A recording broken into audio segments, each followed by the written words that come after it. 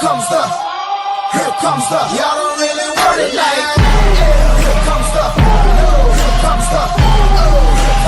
y'all don't really want it like here comes the, y'all don't really want it like here comes the, y'all don't really want it like here comes the, y'all don't really want it like here comes the, y'all don't really want it like that.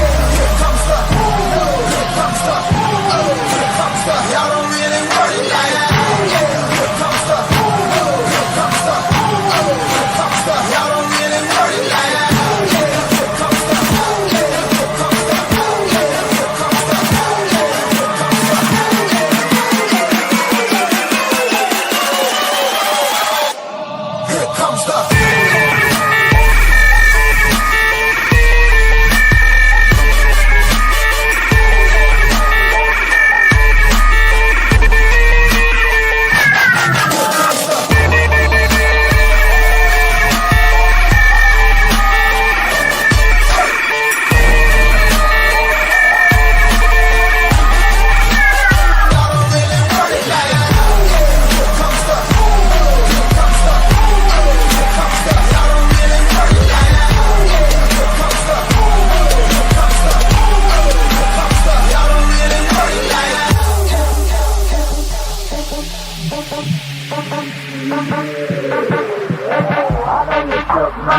You ain't built for a spirit as a nigga can be. It's gon' sound like when I'm coming, like when I'm coming, like when I'm coming for ya. It's gon' sound like when I'm coming, like when I'm coming, like when I come for ya. It's gon' sound like here comes the, here comes the, here comes the, here comes the.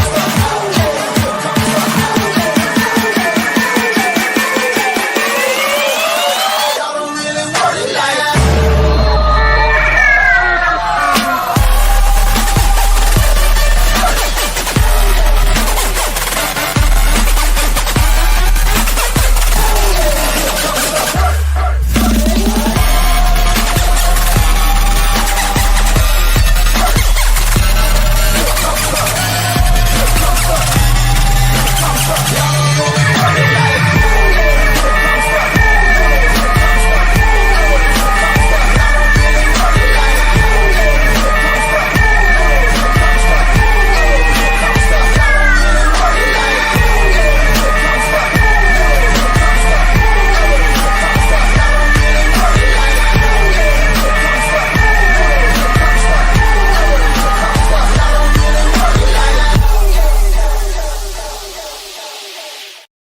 What is going on, everybody? Welcome to the Betting News Network. Oh, man, it is week 9 of the NFL season, and the Gridiron Gang is back. We have a very special show for you guys today, as well as we have another fourth horseman with you guys. That's not just Sook.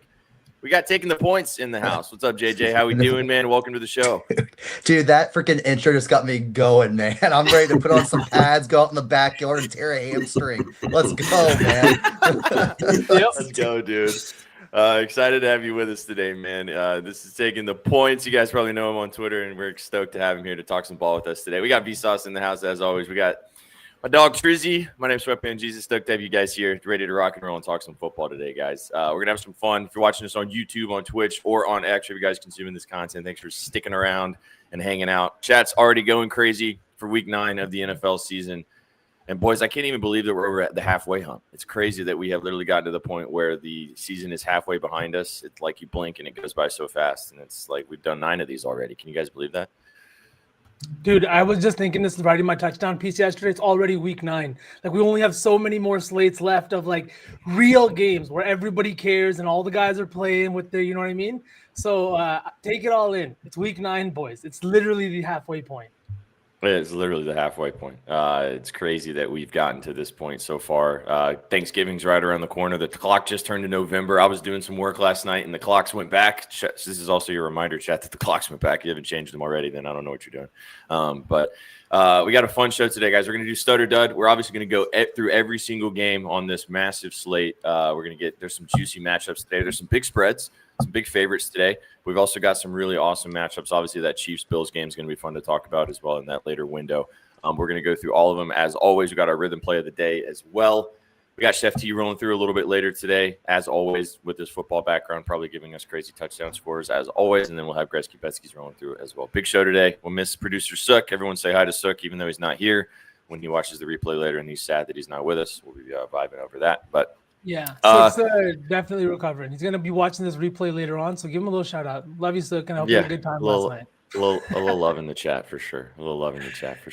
All right, let's get straight to it, guys. JJ, I'm excited to hear you talk ball today, dude. I know you've been watching along. We've obviously all followed you since back in the bucket days when you were hopping on with Trent all the time and getting involved over there, dude. So super stoked to have you on today. But before we get running into it, man, you want to drop anything for the kids on anything you got working on right now? What's been going on in your life, bro? Oh, dude, man, it's just a lot of work, but I mean, football is like where it's at, man. Every Saturday, Sunday, man, I'm getting involved. I wake up early. I check out everything. I know I was on the horn with you guys a little bit earlier, saying I'm already like going through the slate and making sure I'm getting my facts all in line, man. I got a whole list. It is a crazy week this week, a lot of high spreads, but I think there's a lot of value out there with some of these player props out there. That's where I really like to kind of really get into the deep end of it, especially if the spread's too high. I don't know where I'm going to go and lean, but player props are where it's at this week for sure for me. Anyway. In chat, just to let you know, we have seen JJ's card, and it's going to be a lot of fun. So stick around for the entire slate. We got a lot to talk about today. Hell yeah. Chat, drop a dub if you're having a good start to your Sunday. If you're a little hungover, you came to the right place. All right, let's get to it, guys. This is your weekly reminder to set your fantasy lineups. Get your phones out. Make sure that they're set. I actually set mine last night like a good boy because I've been forgetting and been getting flamed in the chat about it. I've been forgetting my lineup. So let us know what you guys are thinking. Ask some questions as this is the fantasy portion before we jump into the individual slates. But let's play stud or dud. Let's start us off. The fifth-ranked quarterback this week, boys, on ESPN, old Indiana Daniel Jones, taking on the Steelers today. Last week, 21 for 29 for 279 yards and 3 passing touchdowns against my Tennessee Titans. Probably could have had more if they didn't take the foot off the gas pedal later in that game. But if you got him, you're probably starting him. But against the Steelers in an interesting matchup, boys, what do you guys think about this? What do you guys think about this Colts game as a whole? But we'll talk about the game a little bit further. But Sauceman, I'll kind of let you lead us off. You think Daniel Jones is going to be a stud today? You think Indiana Jones is going to be taking them Steelers coins today? Oh, yeah, absolutely. I've been talking about Daniel Jones. He's so much fun to watch. He's got so many weapons, and I know that sometimes it can be hard to bet on or fantasy-wise who you want to throw in that lineup. But if you're playing him at QB, you really don't have to worry about that. He's always a threat to rush into the end zone 2 for 6. So, yeah, give me absolute stud. The Steelers' defense, they've been getting torched through the air. So, yeah, I'm starting Daniel Jones. Triz, what you think? So you guys know Daniel Jones screwed me on a touchdown parlay last week, a couple touchdown parlays last week. So you know he's scoring a touchdown today. So I think that's 6 points right off the bat. And I mean, I agree with everything you guys are saying. I think there's going to be a shit ton of points in this game in general. So obviously Daniel Jones will be a part of that. Jonathan Taylor's been going off week after week after week. You know the sports books are going to rug pull his lines eventually. He's going to have one of those pedestrian games eventually where the books clean up on all of his props. So if that does happen today, I assume Daniel Jones is going to be the one throwing the football around. So I think he goes off. You got to start him. He's been so consistent, especially in fantasy. 20 points, 25 points every week. Yep, absolutely. TTP, what you think? I think it's pretty crazy that we're even talking about Daniel Jones as a top 5 fantasy quarterback, period. Like, I mean, it's bizarre, man. This guy is absolutely destroying teams. And I think it starts with the run game and how well Jonathan Taylor has been playing this season. I mean, 15 touchdowns is insane at this point of the season. And it just only helps his quarterback out. And I mean, you know, the defense has been bad for the Steelers, but this is a game where they have to bite down. This is a huge win. This is a huge matchup for them. If they can get this win, they can kind of give them a little bit more cushion with that Baltimore Ravens, team that's going to be coming back with their light schedule. So this is an important matchup for them. They got to do this at home, and I think that defensively they got to figure it out. That's for sure. Yeah, I mean, you guys covered everything. I think if you got Daniel Jones, you're starting him. Probably a stud. Could be a lot of points in that game. We'll talk about that one when we get to it a little bit. I also kind of like some stuff on the Steelers' offensive side of things because even though the Colts have been fantastic, there's a lot of props that are ripe for the picking in that one. We'll get to that in a little bit. Let's jump to the running backs. Stud or dud? Oh, Honey Bijan, the number 3rd ranked running back on ESPN this week, taking on one of the hottest teams in the NFL, the New England Patriots. as you guys know, we talked about him last week. He was a dud last week. 9 rushes for 25 yards, 3 catches for 23 yards, and a big old 0 goose egg for getting into the end zone. I know because I had money on him, but it was one thing we talked about last week that everybody and their mother was kind of talking about him against that Dolphins team. And what did he do? He go out there and laid a dud. The entire team did specifically. Triz, I'll let you lead us off, dude. Do you think he bounces back today? Stud or dud for old Bijan? I don't know, man. I'm a little scared for my Patriots today. This line's kind of playing tricks on my brain a little bit. The Patriots are getting slammed. It's kind of moving the opposite direction. We're at home. We've kind of played like shit at home. And even we've been playing great. We've been blowing teams out. But at the same time, you start looking at these games, you really look in depth. We're starting very, very slow. And I feel like that might end up coming to bite us in the ass at some point. You can't really start that slow against great teams in the NFL. Eventually, a team's going to take off on you and you won't be able to climb back. So I do think Bijan had a dud of a week last week. We've been a little weak on our edge pass rush. Our interior D-line's been playing great, but we've been a little weak on the edge. So we know they like those outside zone plays with Bijan. I mean, I could see him kind of running all over us today. Our linebacker's been playing great, but Bijan's kind of a different animal. Wouldn't it be funny if everybody loved him last week and he didn't do anything? And I haven't heard everyone's kind of thinking that maybe this Patriots defense is for real. A lot of love for your Pats team, rightfully so. They've been fantastic so far, but like maybe Bijan just goes out and has a day. So I kind of lean stud purely off the narrative of, everyone loved him last week, and I think that he has a chance to have a good game this week, and that line is something we'll talk about when we get to this game. What do you think, DTP? You like Bijan today? I do like his over rush yards, not so much as the receiving aspect of it, even though I think he's one of the best running back receivers in the league. I think you're going to have to go on the road and really control tempo offensively with the Patriots with how well they've been playing. And it's going to be really result in being disciplined with the run game. So I think he's going to get a lot of carries there, especially with his light workload last week. And I mean, he's a beast overall, man. The offense runs through him. How he does is how that offense plays overall. And you're right about the spread being a little fishy. I do like the Falcons today with the points. I think it's just a little bit too many points to give, especially when the Falcons are trying to make a run at that NFC South, with their backs up against the wall. So just watch out for the Falcons today. Sauceman, anything else you want to add for Bijan? He burned me last week, so same theory as Trizzy. He's absolutely going to smash this week. Burned a lot of people. Yeah, man. It's just the red pill of the NFL, dude. The red pill of the NFL. Dude screws you. A team screws you the week before. The next week, locked. Especially when you don't bet it. Especially when you don't bet it. Yeah, I know. We talked about actually last week. We brought up Saquon against the Giants because everyone was talking about the Giants side of things, and no one really. We talked about it a little bit about it might be funny if Saquon goes out there and has a day. No one talking about him too much against the former squad. First play, bang, 75-yard touchdown on the way to a massive day. So, all right, let's move to the wide receivers, and then we will get into these games individually. Nico Collins. Stud or dud, the 10th ranked wide receiver on ESPN this week. Huge matchup today between the Texans and the Broncos in the AFC. Pretty pedestrian week for him last week, even though he 4 catches for 27 yards, no touchdowns, but he didn't play last week. So this is a couple weeks ago. He has returned from that I think it was a hamstring injury that he was kind of sidelined with for a little bit. Texans, however, got the job done. Shout out you, Triz, for being on top of that on that spread last week. That was a fishy one. This one's also kind of fishy. We'll talk about it when we get to this game specifically. TTP, I'll let you lead us off, dude. Do you think Nico has a chance to have a big day with no Surtain in the lineup for the Broncos? Yes, I do. It's going to have to roll through him. They're right now. They're showing at the spread as they're the favorites. I think they're going to have to do it in the air, especially and attack that Surtainless defense. So look for him to have a big game today. I do love Nico Collins. I love his overs today. Sauceman? Same. I love Nico today. I'm on his touchdown as well. I think he gets in there. I think this is a situation where you're going up against a really good pass rush. So there's going to be a lot more first read target share. And that's exactly where Nico fits in here. I think he's going to see a lot more targets in that sense. And with no Surtain on the other side, I think it's going to be a long day for Riley Moss. Triz, you got anything else about Nico today? Riley Moss is, I think I remember this. I might be a little wrong with this, but I know I'm in the ballpark. I believe Riley Moss has been the most penalized defensive back on the season. So that is correct.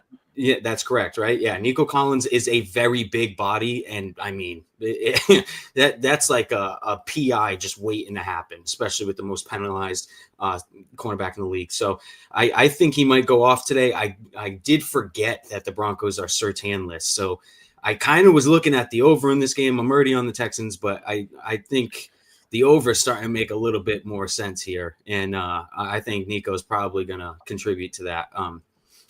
Probably big week incoming. He torches these types of defenses. I love this, Fizz. I'm going to talk about the over here in a little bit once we get into the games, but that's one of the reasons. It's the increase in PI frequencies. Short field or long fields turn into short fields real quick when that kind of stuff happens. Yeah, we'll talk about that game. I will say that there's going to be a little bit of discrepancies between the over and the under in that one. We'll talk about that in a little while. Vsauce might be going dancing on that one too. All right, that was Stud or Dud. Reminder, like I said, set your fantasy lineups. Give us some questions in the chat if you guys want to drop some questions on what you guys are seeing out there for your fantasy teams, as it is getting to the point where these games are starting to matter a little bit more, obviously on the field for the players and the teams, but also in your fantasy lineups too, as we're getting closer and closer to the fantasy playoffs looming right around the corner. So, boys, before we jump into the games, I just wanted to bring this up real quick, as the trade deadline is right around the corner. So this got dropped today. This is obviously via Diana Rossini. Underdog NFL did a good job of kind of laying out all the different things that she talked about, what she's kind of hearing with her ear to the ground. I'm just going to read them off for you guys. We won't go deep into this just because it hasn't quite all happened yet. But the Jets are looking for a third-round pick for Breece Hall. Could be interesting to see if Breece is going to be on the move. Titans fielding a bunch of different calls for those 4 players you can see on the screeners. They are in sell mode as they're tanking their season. The Dolphins seeking at least a third-rounder for Jalen Phillips to add somebody to on the defensive side for us to help out either the Eagles, Niners, Pats is somebody that could be interested in as they make a push to maybe make a Super Bowl run. Myles Garrett ain't going nowhere. Got the bag. Chargers, Seahawks, exploring O-line additions, et cetera. So I won't read the rest of them. You guys got any major thoughts on any trades that you guys think are going to kind of shake the market up between now and the trade deadline this week? I think wherever Breece ends up, that's going to be something that interests me to see if he actually does end up moving, just because of how he's looked this season. He's looked absolutely fantastic, and if he is going to be on the move, he's going to have an immediate impact wherever he goes. It's not the case of like an aging star going somewhere else. He's a very young, talented running back that could have an immediate difference. Outside of that, I think maybe some defensive moves, but I can tell you what it ain't. It's Jair to Philly. That ain't solving shit for that defense.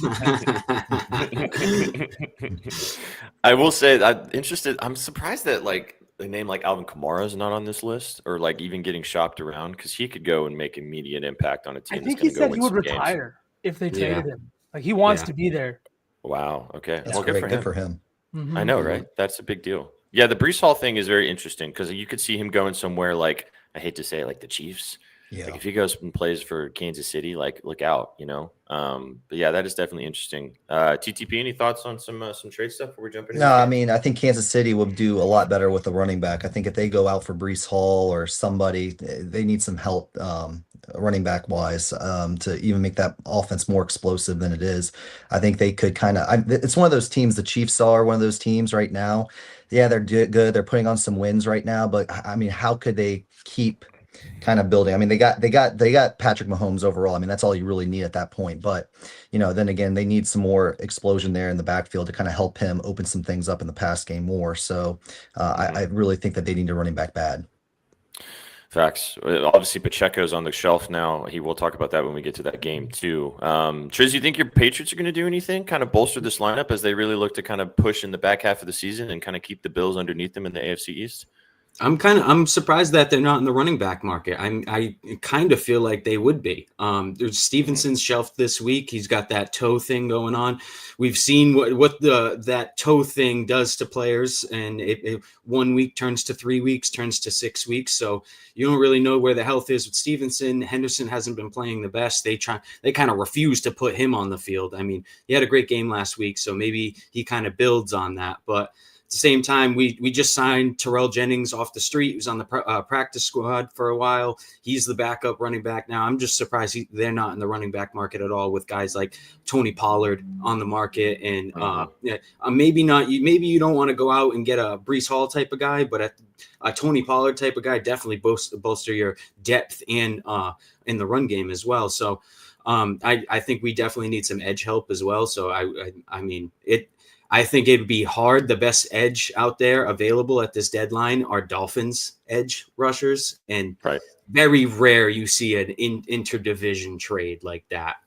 Especially, I think we have to play them one more time too. So I don't know. It's going to be interesting to see where Brees goes, though, for sure. I was kind of like trying to play out the situations in my head. Other than the Chiefs, like who would give up a 3rd round pick for Brees to like contend? I couldn't really think of a team that's like actually really the Texans. No, I don't think it's hard to trade a 3rd for a running back, period. Right. I mean, running backs are the most disposable position in the NFL, really. I mean, they don't get paid a lot. I mean, you get a guy that goes in there and does some things. It's hard to give up a 3rd round pick for a running back overall. I'm pissed at the New England Patriots for not freeing Trevion, by the way. They need to free him today. I'm excited to see what he can do today, given the workload. Yeah, for sure. I agree. I've been saying he's been saying it since week 1 that Josh McDaniels with his running backs, it's kind of a pick your week type of guy. He's a terrorist, bro. I used so much He's a terrorist on Trevion this week after the Ramondre Stevens thing, and I know I'm going to regret it. I just know. This is interesting too. We don't have time to go deep into this. Oh yeah, Chuba Hubbard, right. The Chuba Hubbard, Rico Dowdle situation in Carolina. We'll talk about that when we get to that game. Apparently, Rico's going to be, the guy now, even though they paid Chuba to be the guy. I mean, efficiency and success will always trump money, I guess. But interesting to see if they maybe try to move Chuba. I think they'll try to keep him there for the leadership aspect and how good he's been. But you never know. Captain, crazy. I know, right? All right, there's some interesting news. We'll have a few more things probably over the next couple of days. Maybe we'll cover some stuff on Bestpresso tomorrow for the actual news that as they start trickling in. But let's get to the game, boys. Chat, as we get into each individual game, I saw someone ask about the Bears-Bengals game. We haven't done any of them yet, but we're about to get into it. All right, now let's go to this one first. Let's talk about this Bears-Bengals game. Bengals at home hosting the Chicago Bears. 2.5-point favorites are the 2.5-point favorites are the Chicago Bears. Cincinnati 2.5-point dogs, with Joe Flacco being confirmed in, even though he was dealing with an AC problem in his shoulder. 51.5-point total. Sauceman, I'll kind of let you kick us off here as we jump into this game. I know everybody's got some thoughts and some plays in this one. What are you kind of looking at as a whole here with this two teams that kind of struggle defensively in different aspects? So there's could be a lot of ripe for points as we're seeing a high total. What do you think about this game? Man, I don't know. Maybe I'm just a hater, but this to me feels like the Bengals spot here. Joe Flacco is 100% healthy here. The line feels kind of short with just the way that the Bengals have looked. They just lost to the Jets. Boys, not only did they lose to the Jets, but they lost in like insane fashion. The comeback, the way that they lost on the last second touchdown to a rookie tight end, scoring his first touchdown, thrown by, who was it, Brees Hall? Right? Mm-hmm. Like, this is the kind of shit that it took for this Bengals team to lose last week.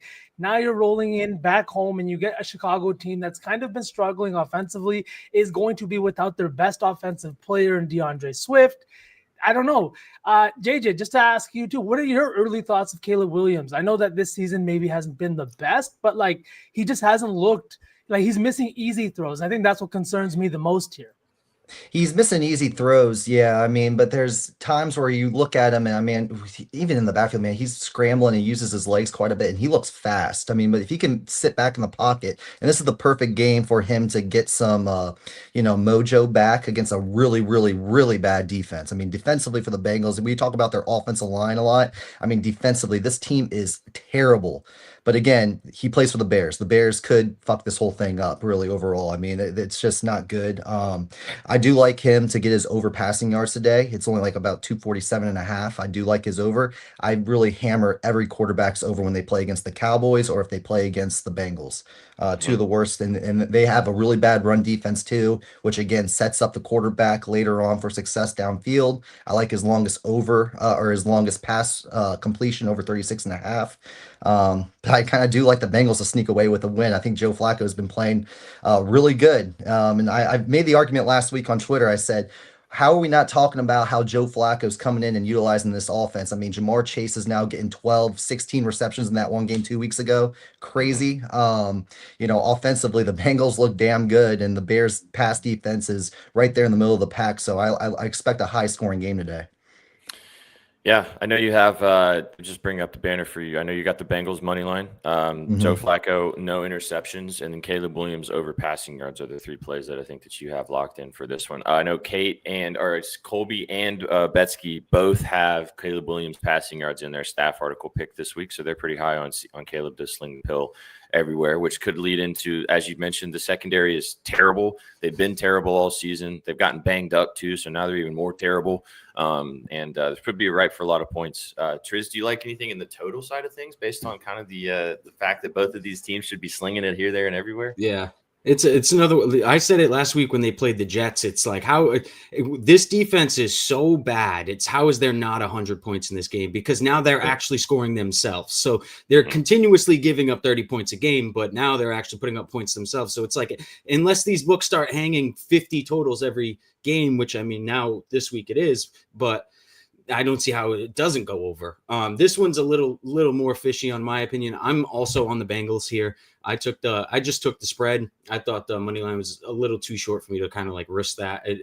We've seen some fishy shit with these spreads this season. It moved down to 2.5. I took this at 10 o'clock when I was sitting in the StreamYard. So, I mean, can't really yell at me there for the CLV. But other than that, I took out there. Yeah. Okay. All right. Cool. Well, I also took Caleb to score a touchdown today. I thought that line was suspect low, and it's also market wide as well, which is one of the kind of green flags I look for when I'm looking through touchdowns. If it's the same price all the way across the market, I think that's a little sus. So also no DeAndre Swift today.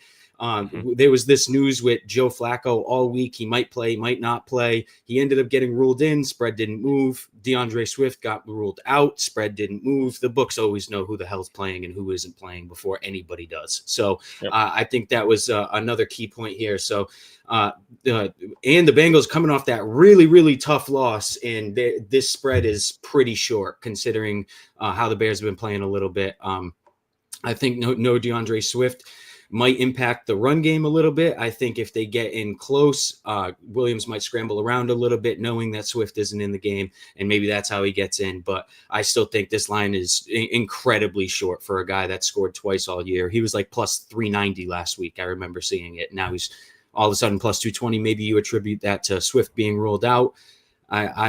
Monungai is probably going to take over, no problem. So I still think it's a little short in that aspect. So I kind of agree with everything you guys said. And kind of on the same place.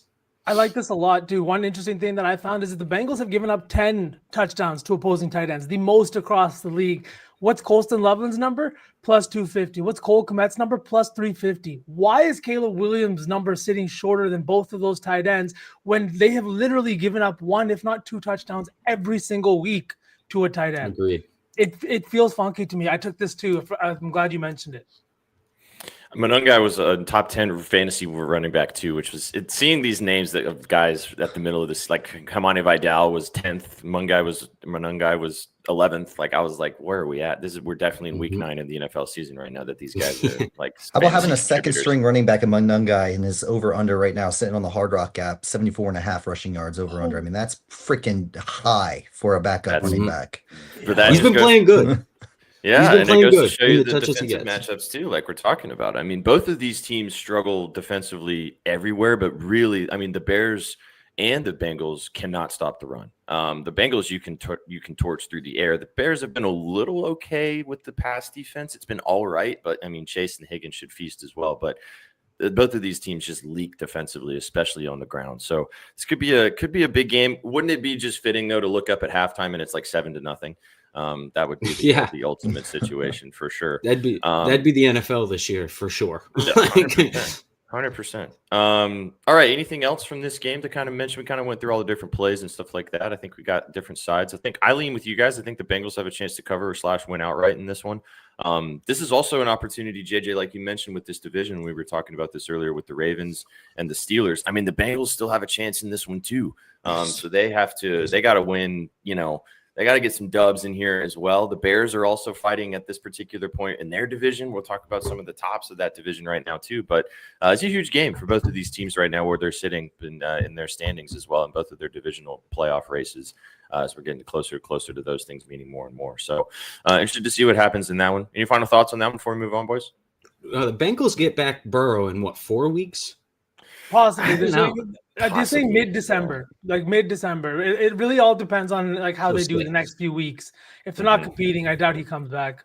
Well, I feel like they are, and they're like, they're knocking on the door. So the sooner the better, I would assume. But I mean, I don't know. I didn't know it was going to be that long. I thought Steelers it only lost had 4 today, weeks.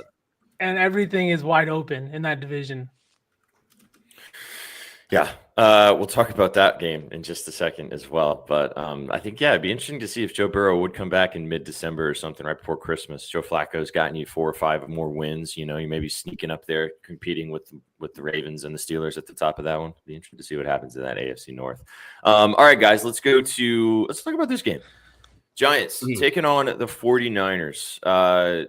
Really interesting spread here. Giants at home here, 2.5-point dogs. Niners coming in. Mac Jones getting yet another start for Brock Purdy. Those damn toes, man. Everyone's just dealing with those damn toe injuries. Another week on the shelf for Brock Purdy, so Mac Jones gets to start. CMC has been really, really good. One of the best running backs in football. If Jonathan Taylor wasn't having the season he's having, we'd be talking a lot more about what CMC's been doing in San Francisco. Over-under set at 48.5 in this one as well. Triz, I know you've been kind of locked in on this line throughout the week, so let you kind of lead us off here. Fishy stuff, right? Yeah, I thought it was an incredibly fishy line, and then I start looking on Twitter. You talk to Chewy, which is the best system in sports betting, and he sees what we see. So to me, now it's starting to feel like a little bit of a trap, a little bit one of those public traps where even the public knows this line's fishy and X, Y, and Z. So I just took the over. I think there's going to be a shit ton of points in this game. I think Juwan Jennings is probably going to have a really big game as well. Mac Jones has been playing relatively good. I mean, he was kind of banged up past couple of weeks, so maybe that explains the dip a little bit. But I assume, obviously, if he's starting, he's definitely healthier than Purdy. So I think they might end up putting up a lot of points today. Jackson Dart always kind of plays very well, I would assume, and I think he's going to play even better today. I think Tyrone Tracy's probably going to have a monster day. I think Tyrone Tracy's a better pass catcher than Scatterbo ever was. He just didn't get the opportunities, and now that he's going to get the opportunities, Lord knows what he's going to do. So I think they end up putting up some points themselves. I don't trust them to cover this spread. We'll get it straight too. The 49ers are a very public bet today. Very, very public bet today. They're getting high ticket, high handle. And it, to me though, just talking and seeing the public bets and scrolling on Twitter, talking to Chewy, they see what we see. So if they see that, to me, it's got to be like a pump fake or something. Maybe the 49ers win this game by a touchdown, but 28-21 game or something of that nature. So I like the game to go over, and I think Juwan Jennings finds the end zone finally. Let's go. A little softball to Vsauce, because I know the V is all over Tyrone Tracy. You want to talk about Tracy? Goats are muted. Goats are muted. As always. It's always one. There we go. Chat number 1 on the tally for the mute counter. But yeah, Trizzy, everything you just said, I love Tyrone Tracy and what he's brings to this pass catching game. He is a former wide receiver that has now turned into a running back. At his last year in college is when he made that switch, but he's still very heavily utilized in both aspects. Last season, he had 38 receptions, was heavily utilized after he took over the starting role in both aspects. And I think that what we saw with Scatterbo and how heavily he was used in the pass catching game, it doesn't make sense to now change that and change your entire concept on offense. Dart was using him a shit ton in those little short check down areas. I think Tyrone Tracy can also be lined up outside. So I'm taking the over 17.5 receiving yards. I think he's going to see a ton of snaps, a few targets more than he's been seeing over the last few weeks. And I guess Oh, damn. GG's. So that's the disconnect counter too. That's one on the disconnect. One on the disconnect counter, one on the mute counter. There's that. All right, we might have to lose him for a minute. Yeah, it's a weekly occurrence with Vsauce. Absolutely. Well, I think you guys got the gist though. He also did write about this on his staff article play. This was what he loved, his POD this week. If you want to go check out our staff article as well.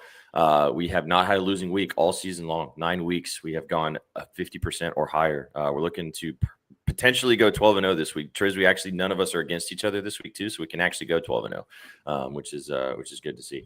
I have a play in this game too, but JJ, what do you think about this one? Interesting game. Two teams. Obviously, losing Scadaboo was huge for the Giants, but do you think the 49ers come in here and railroad them? I don't think they railroad him. No, I think this is way too fishy of a line. I think with the injury news of Scadaboo, well, the not the news. I mean, everyone saw it, right? That ankle. Yeah. It's weird that it's only 2.5 because I feel like that loses a lot of life out of your team if you lose a guy like that. I mean, he is like Jackson Dart. Yeah, you could say he's the face of the Giant franchise right now, but Scadaboo was the man, right? And you lose a guy like that, and you're going up against a team like the 49ers who are still fighting for the NFC West, and you're only a 2.5 point dog. A little fishy to me, man. It's a little fishy to me. I think there's going to be a lot of balls thrown in this game. I like Mac Jones's over 246.5 passing yards. I think that's where I saw that last. But I think that he's going to have to drop back and throw the ball. Juwan Jennings, Kendrick Bourne, they're going to get involved a little bit and catch. And we know Christian McCaffrey's going to get 8 or 9 receptions this game too. So I do like that over primarily. I like the Jones play. He's been, I mean, as we know with Shanahan, that was his preferred quarterback coming out of college, and like they ended up going the Trey Lance route. I mean, you guys have heard that story 100 times, but it's seeming like that he's doing the job right now, even though Purdy's still on the shelf. But you kind of lobbed me up a softball. This one's chalky, and I got a great number on this. This is now 130.5. I got it earlier this week at 121.5. But I mean, CMC, like you mentioned, should catch 9 or 10. He should have 10 targets. He's probably going to run all over this Giants rushing defense. 30th in the NFL. The Giants just got torched by Saquon on the ground. They're banged up on the defensive line. They're banged up in their linebacker room. They got a lot of injuries on the defensive side they're struggling with right now too, and their defense is just also not very good in general anyway. Again, chalky.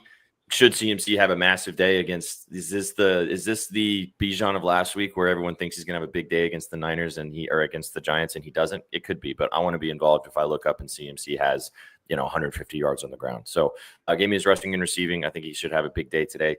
I kind of lean with the Niners to get the job done here, but I don't want to. This line, like you mentioned, is fishy as hell. So I'm gonna stay away completely. Just to say this one more time, would any of us be surprised if this was like a 36-20 game, or if the 49ers just kind of put belt to ass, but the Giants put up point? Like I feel like nobody would be surprised at that. Well, the Niners are banged up defensively too, man. Like they're obviously still missing Warner. They've got guys they were pulling corners off the street. It felt like in some of those matchups, they've been just getting by, and like it's been a fantastic coaching job by Saleh and by Shanahan this season on dealing with those, putting the Band-Aids on the bullet holes and just getting through. But eventually, maybe it leaks through. I don't know if this Giants team is good enough to totally take advantage, but maybe we could look up and see just touchdown after touchdown after touchdown in this game. So could be an interesting one there. We do have V back. Let's see if and it is a bounce back. Exactly. We love a good narrative bounce back, Maddie. You get the deal. Give me CMC to go bananas today. Sauce Man, you're welcome back. Thank you. The Martians got you, but you're back. Yeah, it's what happens when you live in the country, man. You this is what happens. I'm dependent on I don't even know satellites. I don't even know, but yeah, Tyrone Tracy's only playing. Okay, word. All right, boys, let's move past this one. Chat, drop any questions that you guys are having. You're dropping some great questions in the chat. We'll try to get to them if you don't have anything to say in a particular game. I was asking our best bets. We'll talk through each individual game. We'll give you all the plays that we have. So if you have any other questions, just keep dropping them in the chat. All right, guys, let's go to where do we want to go next? Let's go to this one. Talked about this a little earlier with Bijan. Let's talk about this Patriots game. Patriots 4.5-point favorites at home in Foxborough, taking on the New York Falcons, the Atlanta Falcons. Obviously, the Super Bowl rematch from what was that? 7 years ago, 8 years ago. When was that, guys? 10 years ago. The old 28-3 comeback. No one will ever forget. 45.5-point total. Drake May and company looking to continue being awesome. They have been fantastic this season, and the Falcons have been as pretty much Jekyll and Hyde as you like. Do you guys think that the Patriots slip up a tiny bit today? We talked about some of the fishiness of this spread. JJ, I'll kind of let you lead us off here, dude. What do you think about this game? What do you think about this spread? The spread's a little fishy, man. 4.5 points, man. It's playing on the road. Falcons have not looked good the last few games. Not looked good. We didn't see Bijan involved with last week at all. And they're coming in against a very, very hot Patriots team. And only being 4.5, you would think that the Patriots will boat race them at home. This is a tough one for sure. I'm kind of staying far away from it. Kyle Pitts has been involved lately, a lot more in the past game, which has been nice to see. We've seen him the last couple seasons kind of fall off, but now he's getting back involved in that offense. We'll see. Penix is coming back playing today, right? So, anything is possible here. And again, that NFC South is still wide open. Bucks are faltering just a little bit. They got a tough schedule coming up when they get back from bye and all the injuries that they're having. So they're still right in the mix of things. So this would be a huge, huge win for the Falcons to kind of see where they're going to be at towards the end of the season. And, I just think that this could be a spot where it's going to be an extremely close ball game that's going to be decided by a field goal or less. That's why I like the points. Penix back on the field too. I think that's going to be huge. Is London back on the field? Is that official yet, or is he still out of the lineup? I think that London is back. Let me just. I think they announced check. that he's playing. I think he's playing. Yeah, he's back as well. So you get your two offense because Kirk Cousins. We talked about maybe Kirk Cousins coming out and being Kurt Cobain's last week, and he was go home, dude. What are you doing? He was awful last week. So I don't really know anything about this game. I don't have any props or anything in this one. Like I said, I lean with Bijan having a big day purely off the bounce back, and everyone's not really thinking that he is. But I don't know, man. This feels like this Falcons team has had games where they've looked like potential like NFC South winners, possible win a playoff game type of team. I guess their defense has been fantastic. One of the best pass defenses in the NFL. Drake May, though, has been torching everyone, especially deep, one of the best deep ball throwers in the NFL statistically. So you've got the whole dichotomy of, are we going to get this Falcons team show up and actually play some ball today? And are the Patriots due for a little bit of regression? I don't know. I don't want anything to do with this game. I don't have any plays in this one. This could be definitely one of those games I would not be surprised if I look up and the Falcons win by a touchdown. So, Sauceman, what do you think about this one? Honestly, the same thing as you. I think that both defenses kind of match up really well. The Pats' run defense has been really good, and that's something the Falcons really lean heavily on. Drake May is the best deep ball passer, is playing like a top 3 QB in the league. And what do the Falcons do really well? Protect against the pass, and this year for some reason rush the quarterback. They've been doing a fantastic job, but May's done a great job of handling the blitz, right? And I think that's something that the Falcons do a ton of, and because of that, we're seeing a lot of those targets go to a guy like Hunter Henry. I like his touchdown today. I know that Diggs has a really good matchup. Diggs has been torching single high man coverage defenses. But Hunter Henry close to the end zone here, plus 175. It feels like a comfy spot on a team that I think is going to score points in the Patriots with a QB that has a developed rapport with his tight end. And that big body sometimes is really something you can lean on when you are up against these very tough secondaries like Atlanta. So I took the plus 175 on the touchdown here, but that's all I did in this game. Triz, take us home. Talk about your squad. So, you said you're a little worried about him today.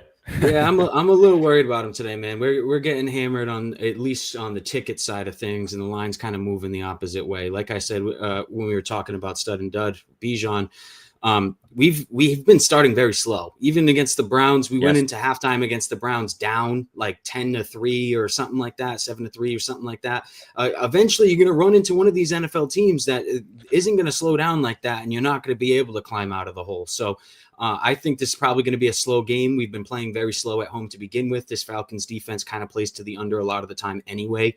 I like the 45.5. I kind of missed the boat. It was 46.5 up until last night. I woke up 45.5. Should have bet it last night, but I still like it 45.5.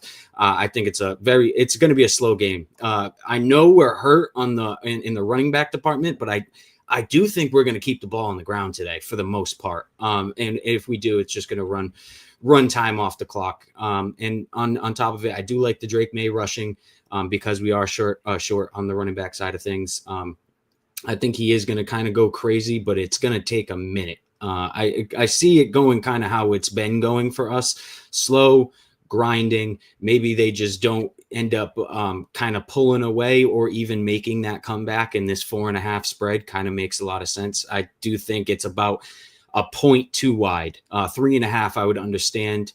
I just like I said, I'm worried about him today. I'm on the under. I can't fade my boys, but if I could, I'd probably be on the Falcons. One of them days. Well, you brought up a really good point. I talked about this on Any Given Wager earlier this week. The Patriots, and I've seen this, the Titans were beating them in the first quarter. They've been struggling in first quarters. They have not covered a lot of first quarter spreads. They've been losing a lot of first quarters even when they were favored in games. The back-to-back weeks against bad teams, they've also been losing in the first quarter.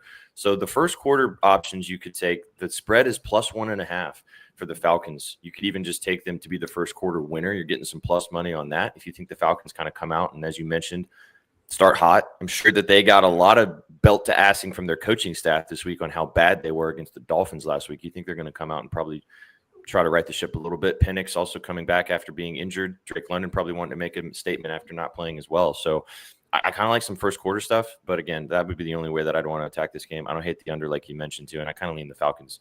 JJ, did you want to say something too? I mean, it's crazy too to think. I mean, no one really talks about how good the Falcons defense is, but they are like number one in a lot of different categories. The Falcons defense is really good. And then if you're also leading the Falcons, I always tend to always look at the under, right? In games, especially when they're on the road. If teams do think that they're going to win. So yeah, I do really like that under 45.5. Sauce man.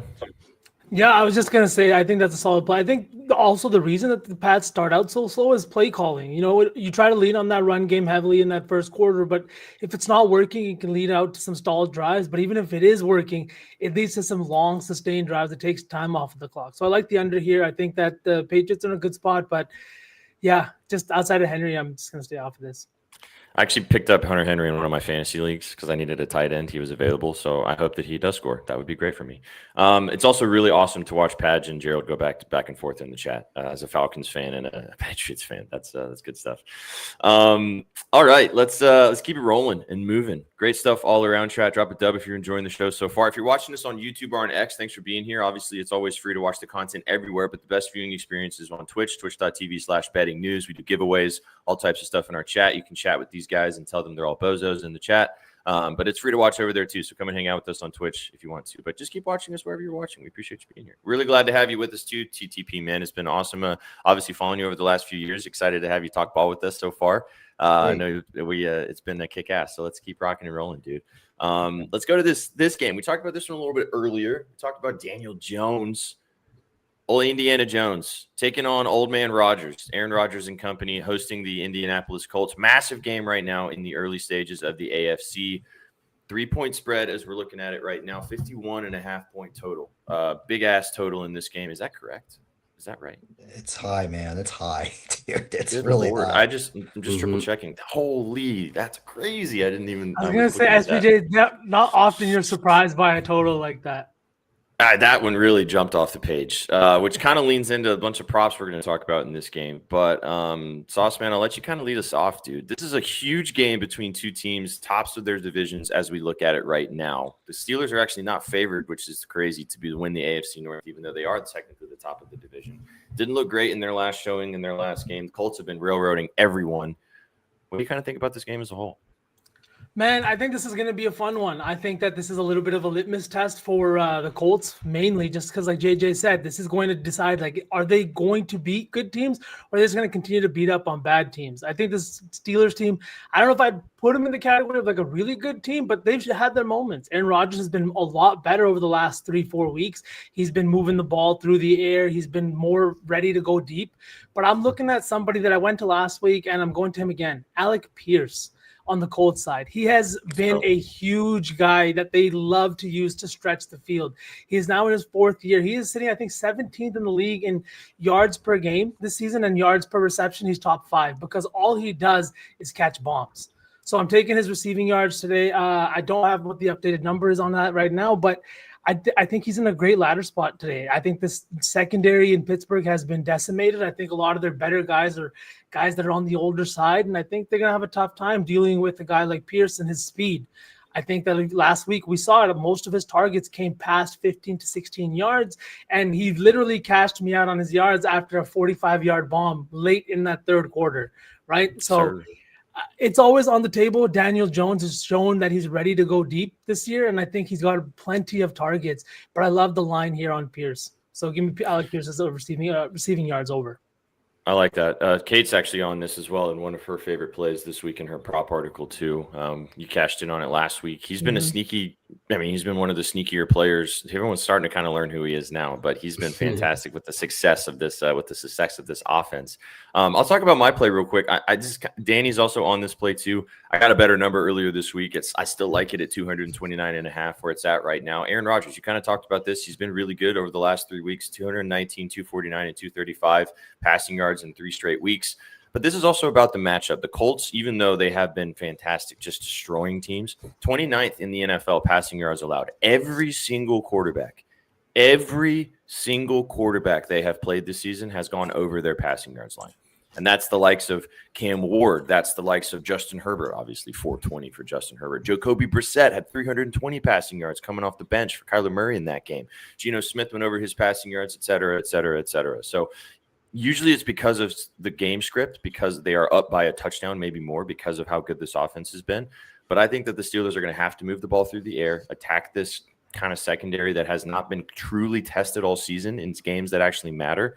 And it could be a situation where Rodgers can kind of get moving through the air, like you mentioned with DK and company. So I like Rodgers a lot in this game. I think the ladder spot is pretty ripe, 250, maybe 275 if things get really wacky. But they might be trailing at portions of this game, and I think they're going to have to move the football through the air. So I like old man Rodgers to sling the pill.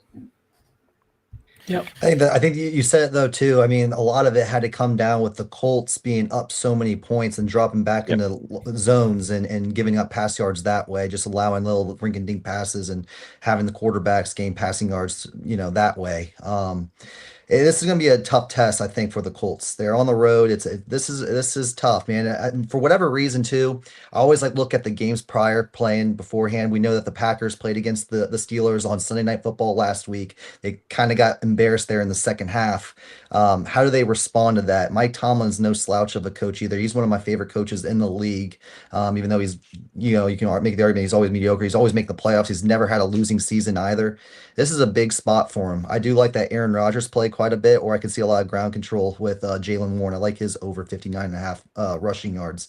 I think if they're going to have to stay in the game and not give the Colts any opportunity on any interceptions or any turnovers, that's what's going to shoot them in the foot. So I think it could be a low scoring game. I really like the under 51. Yeah, I like that too, JJ. And Warren's kind of taken over. He is the workhorse back now, and he's been fantastic. I think a lot of it has to do with the fact that he's able to break tackles and move the ball that way, and that's exactly what Steeler football is. So I like Jalen Warren both, and even in the pass catching game, if you want to rush and receiving yards line, but I like that a lot. Trez, what do you think about this game? So I really like the Steelers, and then this morning I decided not to bet them. But while we've been on the show, I got a little notification that one of Circa's most bet spreads today, as far as tickets and handle, are the Colts -3.5. That contrarian bone is just tickling at you, isn't it? Staring at you. I actually, as soon as we started talking about this, I went and put a unit on the Steelers at 3.5. I got -115, but I'm comfortable with the juice there. I think this spread doesn't make too much sense. If I'm really being honest here, the Colts have been rolling, absolutely rolling. And the Steelers are coming off that 10-point loss, right, to the Bengals on, I don't know if it was Thursday night, Monday night, the Packers. Yeah. Still, it's just too short. It's too short, in my opinion, for how at this point, I wouldn't really rate the Steelers a little any higher than, let's say, a team like the Cardinals. And the Cardinals were +7 4 weeks ago. So it's and the Colts have only shown that they've looked better since that game. So how is the spread not 7 or at least 5.5 over the key number of 4 at the very least? And they just kind of won't give it up. So I think I have to take the Steelers here. I love the Alec Pierce look. I actually took him to take a touchdown, to score a touchdown today. So do. This man has been going off every game, 60 yards, 70 yards, 80 yards, 90 yards, no touchdown. I think he breaks that streak today against a pretty bad Steelers pass defense here. So I do like the under.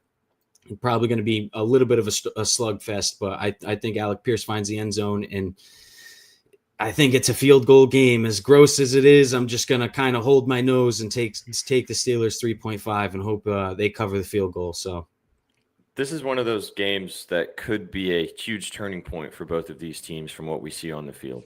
I think if the Colts come out and because as you mentioned, Jay, this is a tough test for them. And they've been their schedule's been kind of cupcakey to start the season. This is a big game for them on the road in a environment against a potential playoff team. And it's going to be tough. And if they come in there and win by 7 to 10 plus, maybe more, like we've been seeing them dominate, I think we need to start having a very serious discussion that this team might just be a Super Bowl contender.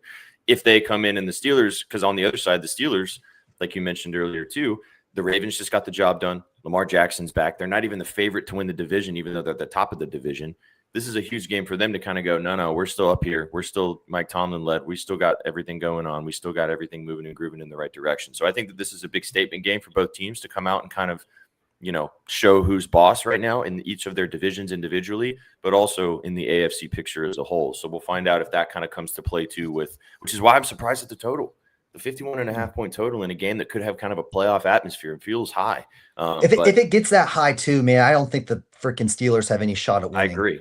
You know what I mean? If it gets over, if it's over, the Steelers aren't winning the game. That's kind of contrary to what I said about away teams winning games. But like, if it goes that high, dude, Steelers aren't keeping up with that. There's no way. Yeah, they definitely want to control the tempo here. I think the Colts will have their number in certain stretches where they'll be maybe up a touchdown, 10 points or something, and the Steelers are going to have to respond. But you just got to hope that Aaron Rodgers and this offense can get the job done there. Just one more quick thing. What about what about Warren going back to his home state of Pennsylvania in front of all the Penn State fans? That could be a little look too. Plus 150 to score. You got him over 57.5 receiving yards. That's another interesting one there too. I do kind of like the Tyler Warren play there. I was actually just going to bring that up, JJ, before we moved off, because last week it was Michael Parsons returning to Pennsylvania for the first time in his career, and we saw what the hell he did against that Steelers defense. Now you got Tyler Warren, a guy who's already in this offense, and if they're playing with a little bit of a lead too, I think Shane Steichen's going to be trying to get the big boy into the end zone. You know what I mean? He's probably got friends and family, everybody in the stands today. It's also, we talked about him to start the season, how good he was, and he was, one of the tight TEs one to start the season across the board, but then he wasn't really finding the end zone, and then finally that seal broke, and he's been scoring touchdowns like crazy, so I don't hate it. Mid-major, yes, their secondary is bad. Just take Aaron Rodgers to pass all over the place. That sounds good. One more question before you leave this game, though. I want to hear your all's thoughts because we never see a running back win MVP. Jonathan Taylor obviously has some historic numbers here early in the season. What else does he need to do in order to maybe even get in that 1-2 spot? Because right now he's like the 4th or 5th favorite out right now. Do you guys see a running back winning the MVP? Right now you got Drake May ahead of him. You got Patrick Mahomes, Josh Allen. They're both ahead of him. I really feel like Jonathan Taylor has been the MVP so far this season. I don't think he's getting enough love than he deserves. Yeah. I agree, but as somebody, and I'm slightly jaded in this conversation, but as somebody who watched Derrick Henry have one of the best running back seasons in recent history 5 or 6 years ago for the Titans, breaking the rushing record in that regular season, being the MVP of that team and also leading that team into the playoffs and not even getting a sniff on the MVP conversation, I just think it's a quarterback award from here on out. I don't think a running back will ever win the award. It sucks because Jonathan Taylor has been, in my opinion, would by definition the MVP, but I just think until proven otherwise, quarterbacks are going to win this award. They need to just change the way the award is given, I think. Yeah, I think 25 touchdowns though, and maybe like a 2-loss or 3-loss season gets him in the conversation. But like SPJ said, it's just it's like a guard winning the defensive player of the year. It's something that just never happens. It just doesn't happen. And I think I agree. Change the award. Like I know we have the offensive player of the year, but then why are we still calling this the MVP award? You know what I mean? I don't know. Yeah, just call it the best quarterback award at this point. Because Mahomes being the favorite is like also stupid. Like, why is Mahomes the favorite? Like, is he technically the MVP of the Chiefs? Well, yeah, no shit. But like, is he the MVP of the NFL right now? No. They have 4 losses. So. 3. Yeah, I could make a better argument for Drake May. 3, 4. Yeah, you can make a better argument for Daniel Jones. Sure. So. Yeah, it's a good question. It's a good talking point right now. A lot of people, and I think that he deserves the love that he's getting. I would just be shocked. I think it'd be cool because I think that a running back should deserve the love that they are getting, especially in this particular environment where running backs don't get enough love. But yeah, I'd be surprised if he wins it. Worth a sprinkle though. for sure. Mhm. I'd definitely rather sprinkle on May. We talked about this earlier in the week. We don't have time to keep going into this, but I would rather take Drake May right now versus Patrick Mahomes. Like the value on Mahomes is stinky. Don't take that. But I think there's value on May if he keeps slinging it the way he's been doing. I think there's definitely he could get into that top 3, top 2 conversation by December. So, and I know chat loves to hear that as we have a bunch of Patriots fans in here. So we love that. Sure. Okay, let's move on. Let's talk about from going on to a very close game to a game that don't really know how this is going to go. This makes Vsauce feel good, though. Packers, 13-point favorites at home here, coming off that huge win against the Steelers last week on primetime, taking on the Panthers. Now, Panthers are in a weird situation, 13-point dogs here, obviously. So total is set at 43 flat, 42.5 in some places. Chuba Hubbard, like we talked about, has now been taken over by Rico Dowdle in the backfield, so he will be the secondary running back in this offense. Now, Jordan Love and company have been really, really good. Sauceman, I'll let you kind of lead us off. Chat, you can mute your TVs now if you don't want to hear V talk about the Packers. Mute it right now, chat, because today's a big day. Today is the 27th birthday of the Packers Lord and Savior, Jordan Love. All right, his 27th birthday. It's also the same age that Aaron Rodgers was when he won his first Super Bowl, that Brett Favre was when he won his Super Bowl, and the great Bart Starr was when he won his first Super Bowl, all with the Green Bay Packers. Now, does any of that matter this week? Absolutely fucking not. It's a double-digit spread here. The Panthers are terrible, and I honestly think that the Packers are going to come in and try some stuff. I think the offense is going to chug. I think they're going to move the ball through the air. And I really think that the Panthers with Bryce Young under center, I can't believe I'm saying this, haven't looked as bad as in years past. Him and Tet have this connection that is really starting to develop. Dowdle out of the backfield has been really good. Now, these are all things that the Packers match up well against. But what do the Packers do time and time again? Not do what they're supposed to do. They leave teams in games. They let teams stay in the games. They suck in the first half.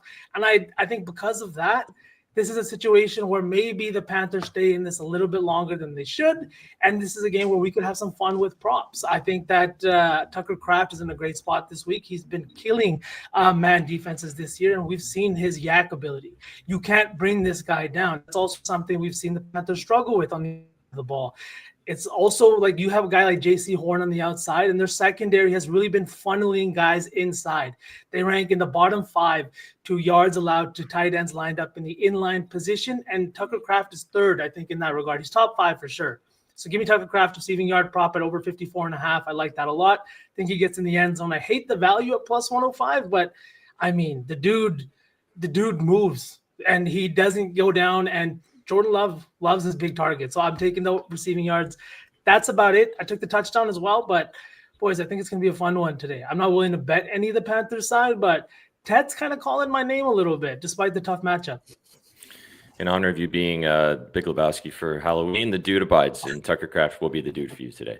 I'll pass it to you guys after this. I don't like anything in this game. I looked at Josh Jacobs maybe just because of what we saw from James Cook last week against this Panthers rushing defense. But you've got to think that after getting just destroyed on the ground by Cook, this rushing defense has been okay this year. So that was maybe a tiny bit of an anomaly. They've probably gotten into their defensive scheming rooms and said, all right, boys, let's not get run over by Josh Jacobs this week. Otherwise, we're going to get pounded. So I think that they're probably going to try to tighten that up a skosh. Josh Jacobs has been good, though, so maybe you can lean that direction. But I don't have anything else in this game. Your team should win by 17+. But the spread's big. Who knows? NFL can be funky in these double-digit 2-touchdown line situations. So I don't want anything to do with that. You shouldn't have lost to the Browns either. Yeah, outright. JJ, I know you have something in this one that kind of piqued my interest. Do you want to talk about the Packers receiver you're on? Yeah, I like Christian Watson quite a bit, man. Like last game, this is his first game back. He was 4 for 4 on targets and receptions. He had 83 yards or whatever it was. We haven't really seen a solid running receiver, chosen with the Packers. And, they took this guy in the first round a few years ago. We've been waiting to see what this guy can bring to the table. I think this might be the opportunity for him to kind of get going. I mean, last week he had a great game.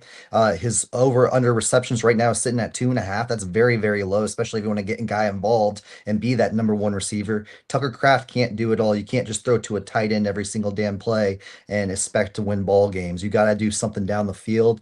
Get him involved different ways. Look at screenplays. Look at plays down the field. Open some things up. Tucker Kraft can do that for him by opening things up downfield and so on and so forth. So you got Romeo Dubes too on the other side today to kind of take some heat off of Christian Watson as well. But I think that he can find somewhere in the tank to get at least 3 receptions today with his over, which is only, what was it? I think it was like 37.5, I believe, was very low, very, very low. So I do like his over there as well.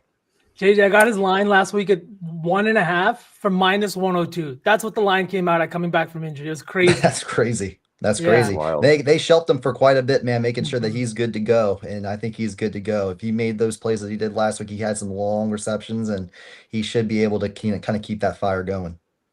Yeah, he's coming off the extension too that he got even with the injury. So I like Yeah. this a lot. I know Trizzy's on a touchdown that I kind of like on the same team, but other side of the field. Trizzy, you want to talk about him? Yeah, I'm on Romeo Dubs today, man. I think he's very, very, very due. Dubs. He's been playing great, man. And there's a point in this game that I wanted to talk about. I just looked at a tweet from the official Carolina Panthers account promoting the game total. It's literally a graphic of the game total 43.5, and it's promoted by the Carolina Panthers official Twitter account. So I think that's very, very sus. I kind of want to take the under now. That line hasn't moved a cent, and I highly doubt they're promoting. They know when people take overs, they don't really take unders. Not many people take unders, especially a square bet or a public bet, or they're not going to take an under. So if they're promoting that, it's kind of clear to me what side they're trying to bait some money in on. The under might be a look now, but I love Romeo Doubs to find the end zone today. That his touchdown line hasn't moved since like Tuesday. It's been +140, +145 everywhere. And I think he's really due. Honestly, he's been playing great. He's the number one receiver, clearly. I do like what JJ said, because at the same time, Watson is also due for one of those long touchdowns. He came pretty close last week. So I just think probably for the Packers receiving corps in general, I think it's a big day for all of them. I agree too. I'm going to sound like a homer, but I think Love passes for like 3 passing touchdowns today. I think it's going to be one of those games. I think Dobbs is also in a good spot because this red zone defense for Carolina is bad. Like their defense and their secondary has been good leading up to the red zone. Once they get there, they have a really tough time keeping teams out. And both Dobbs and Tucker Kraft have seen an insane red zone target value. And Dobbs is kind of taking that role that Devontae Adams used to kind of fill in at the red zone. They haven't had a lot of like first and goal opportunities this year in which they've passed the ball. But in that game, we saw against Dallas, 3 touchdowns and 2 of them came right off the line of scrimmage, right off the goal line, basically. So I like this look a lot too. I think the line's a little short too. I think this could be BTA, like 28-7 Packer. I agree. It is also. I was just looking at what you were talking about with the Panthers promoting the sportsbook thing. That's whack, dude. That's real, dude. That's a real thing. I know it's a real thing. I'll tell you one professional sports team that won't be promoting any total. That's the Portland Trailblazers. Yeah, for sure. Definitely not. Oh, no. But I think it's even crazier, though, the fact that they're doing this after all of that shit just happened. You know what I mean? I don't know. Where's the line? I feel like the line needs to be established, right? Yeah, the line in the sands is just blown away. Yeah, I agree. I think that this definitely feels like a BTA game, but as someone in the chat said, who knows? Maybe the Panthers backdoor it. We'll see what happens with Bryce being back. So, should be an interesting one. Also, I'll just mention this. I'm not a big like weather matters type of bettor because I don't really, unless it's like 70-mile-an-hour winds or something. But it is starting to get to the point where in November, starting to get cold. This game is in Lambeau. Obviously, Lambeau, it gets cold up there. So as we get further down the line in November, now you can start thinking about what's the temperature outside? Is it sub-zero? Does that going to play a factor with the team maybe coming in? You know, is Tua going to just freeze and die when the Dolphins play in the sub-zero degrees temperature? So to start factoring that in now, chat, that you guys are looking at these games, and as we're talking about them too, we might have to start putting little weather reports around games if there's going to be snow and some cold weather and stuff. Because I was just looking in, it is cold at Lambeau today, so we'll see if that plays a factor at all today, especially with the kicking, obviously, special teams, stuff like that too. So going from a game in the cold, we're going to stick to a city in the cold, but they play in a dome, so it doesn't matter. The Lions taking on the Vikings. NFC North battle here. Should be a good one. Big spread, though. 9.5-point spread between the Lions and the Vikings. J.J. McCarthy is returning after Carson Wentz. I don't know. They just trotted him out there with a broken shoulder. Thank God he survived. But he is going to be out for the rest of the season dealing with that shoulder injury. So J.J. is back, whether they wanted him to be back or not. 48.5-point total, 48 flat in some spots as well. Our friends at BetOnline obviously have 48 flat for you guys. I got a couple plays in this game to mention, but JJ, I'll let you kind of lead us off, dude. What do you kind of think about this game? Do you think the spread's kind of interesting, or do you think the Lions should get the job done and win this game by 10 plus? Lions fuck people up, man. They don't care. They don't hold back ever. They just run up the score, and they like to do it that way too. Dan Campbell just never holds back. He doesn't believe in, getting off the field, not getting anybody injured. He will run up the scoreboard on you, and I think that's what he's going to do today. I do like the Lions on that spread. I do really like David Montgomery to get involved. Knuckles. We're going to talk about Knuckles more so than Sonic today because I think that he's been kind of faltering as of late, not having as much of a workload. I think Jahmyr Gibbs has been really taking on that workload quite more than Knuckles has been. So I like his over rushing attempts today, over 12, especially if they jump out to an early lead. Yeah, they're going to still run the rock and then still pound it. I do like Montgomery to have his over rushing total and his longest rush over 12.5. I think this is going to be a big, I think this is just going to be this is going to be a diabolical win by the Lions, man. They're going to show their true dominance today. You kind of softballed me a little bit, but I went with a little bit more of the chalky angle. I like the Montgomery play. I do kind of lean with you on the fact that the Lions could just get going and then not stop, because they've also had some games where they've needed to do that, just also kind of tune up some offensive pieces, especially in this new offensive system, quote unquote. I'm going Gibbs over 98.5 rushing and receiving yards. This is one of my favorite plays. This was my staff pick this week as well. Just had 136 yards on the ground against the Bucs. They're also coming off the bye, so they had a little bit of an opportunity to kind of maybe rest some weary bones. But Jahmyr's been fantastic. This is also about his matchup with the Vikings. Back-to-back seasons. Obviously, these teams play each other twice because of the divisional matchup situation. 139-31 in their last game in January last year, and then the game before that, way back in October when they took on Minnesota, 116 yards on the ground and 44 receiving yards. He has BTA'd this team, and I think that it could be an opportunity where he could bust a big one and get over this rushing and receiving yards, maybe most of it all in one pop. So I think that Gibbs is going to come out. Like you mentioned, this could be a BTA situation. I don't know what J.J. McCarthy's going to do. He looked pretty bad to start the season for this team. We kind of talked about this on the show, that maybe they were soft benching him a little bit, kind of making sure that they could at least keep their season afloat, and maybe they realizing they made a bad decision, but they don't have a choice. They got to go back to him regardless of how Vikings fans feel. So I think that this could be a Lions big win. Don't want to take the points necessarily, but I think Gibbs is going to be big on the ground, and I like what you had to say about Montgomery. Triz, what do you think about this game? So I do know this is also Circa's most bet spread and most bet tickets on the day, or it's the second, one of the two. And it's kind of sus to me because I agree with it. I think we all agree with it. This is probably Lions BTA. JJ didn't look the best in that second game back. Granted, maybe he was hurt, or I haven't forgot that shit though. He looked really bad that second game. So I mean, first game back is sat for a few weeks now. I mean, there's going to be probably some rust on there. And if there's some rust, I just don't see how the Lions don't just blow the doors off of this Vikings team.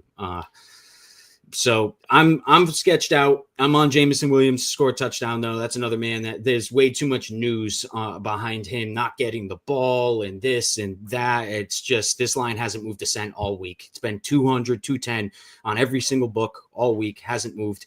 Again, I'm pretty sure he's coming off a no targets game or a no receptions game. He just a straight up goose egg. So again, you kind of know how this offense works. I'm sure this is going to be a big pop game for him. And I've taken him to score a touchdown twice this season, and I believe he has both times. And it was at this number, this specific number, plus 200. So I'm not sure if this is exactly what he gets hung at every single game, but good number for me.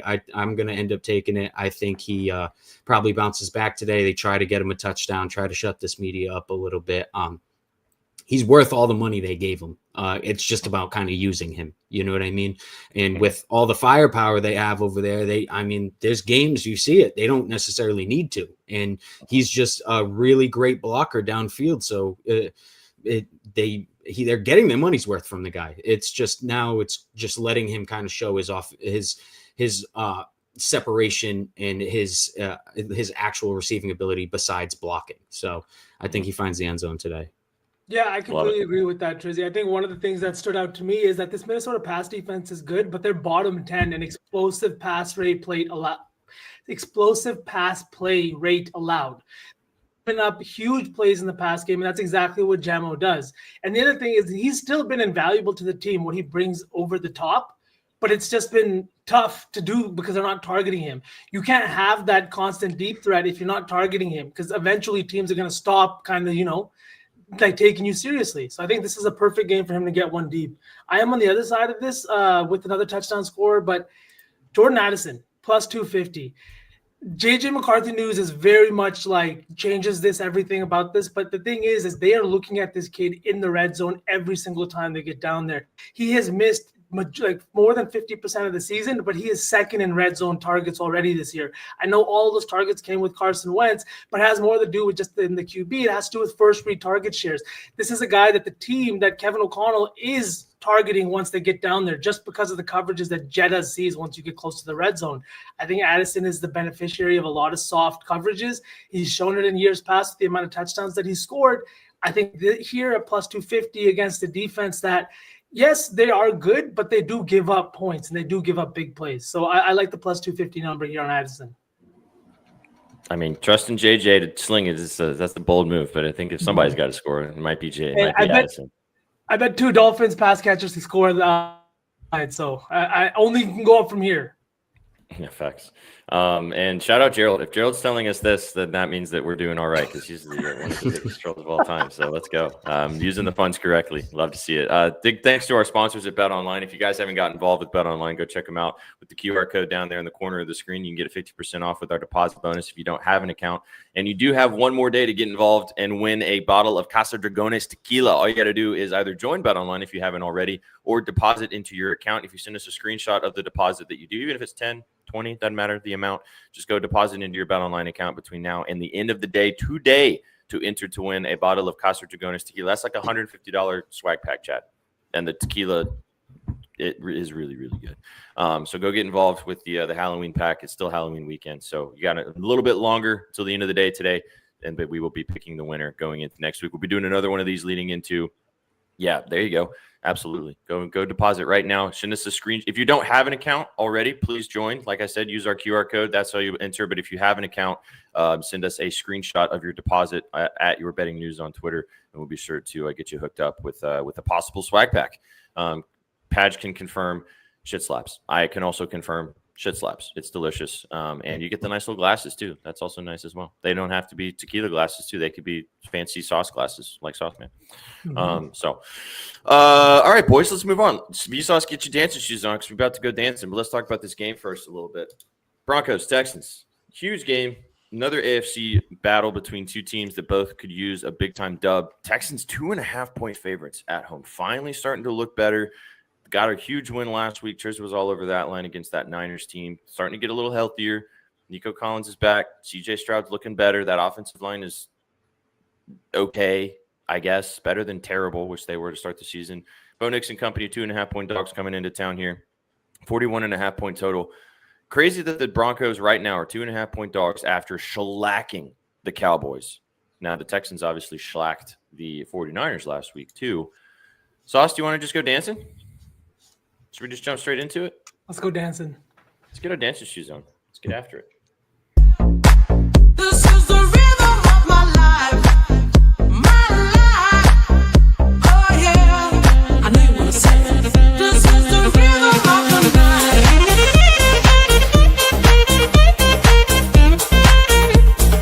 This is the rhythm of my life.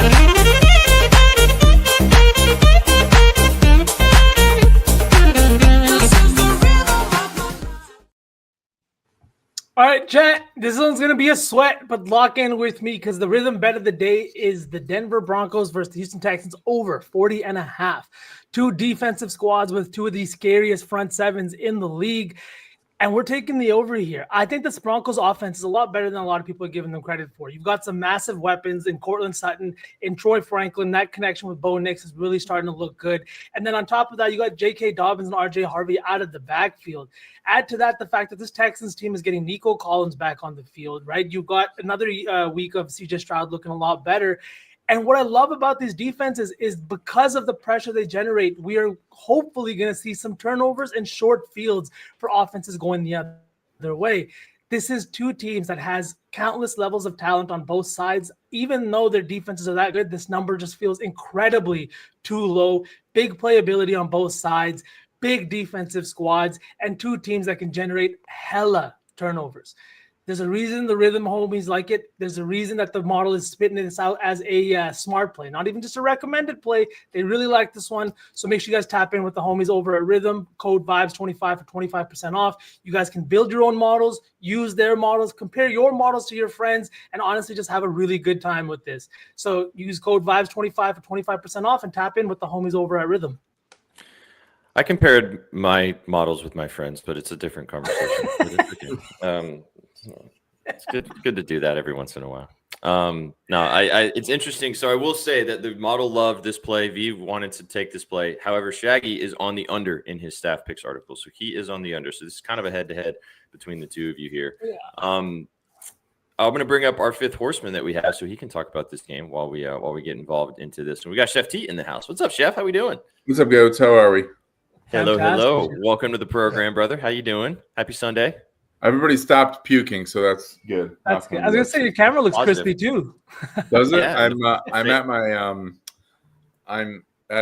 my mother's condo in nearby with one of the other kids. We've had to separate the kids, but we're it's been a hell of a weekend. But we're here. Well, what's up, TTP? Been a minute. I didn't see that. I didn't even have my thing on. How are you? I'm doing good, man. I'm ready for one of your cook-ups right now, man. I'm ready. I got my paper. I'm about to write this shit down and put it in myself. We'll see what happens. What's your play of the day? I got to hear it. I got a couple, man. I do like Christian Watson. I like Christian Watson quite a bit. 2.5 over receptions. I do like that one. I love Caleb Williams' over passing yards too. I think he's going to destroy a poor secondary of the Bengals. I like DJ Moore to catch one of those touchdowns that he's going to throw today. Those are a few of my plays that I really do like today. Do you think the Bears are going to win? What was that? You think the Bears are going to win? I don't know, man. It's gonna be close, dude. It's gonna be like whoever has the ball last, I think is gonna win. So yeah. I honestly I can see Joe Flacco pulling it off for whatever reason. Yeah. Chef, we're just talking about this Broncos Texans game right now. Sure. I know you'll probably be with us for a minute and then you'll have to scoot. We'll have to also chat. Reminder: last week on Gridiron Gang, we went crazy. We hit 2 parlays last week. We hit our favorite play parlay. We also hit our sides and totals parlay. So we're going to do the same thing again this week. So before you leave, Chef, because I know you might have to just dip randomly, we got to know your POD and we got to know your favorite side. But you got any thoughts on this Broncos Texans game? All right. So after some much consideration, I'm going to ladder Nico. I think. Yeah.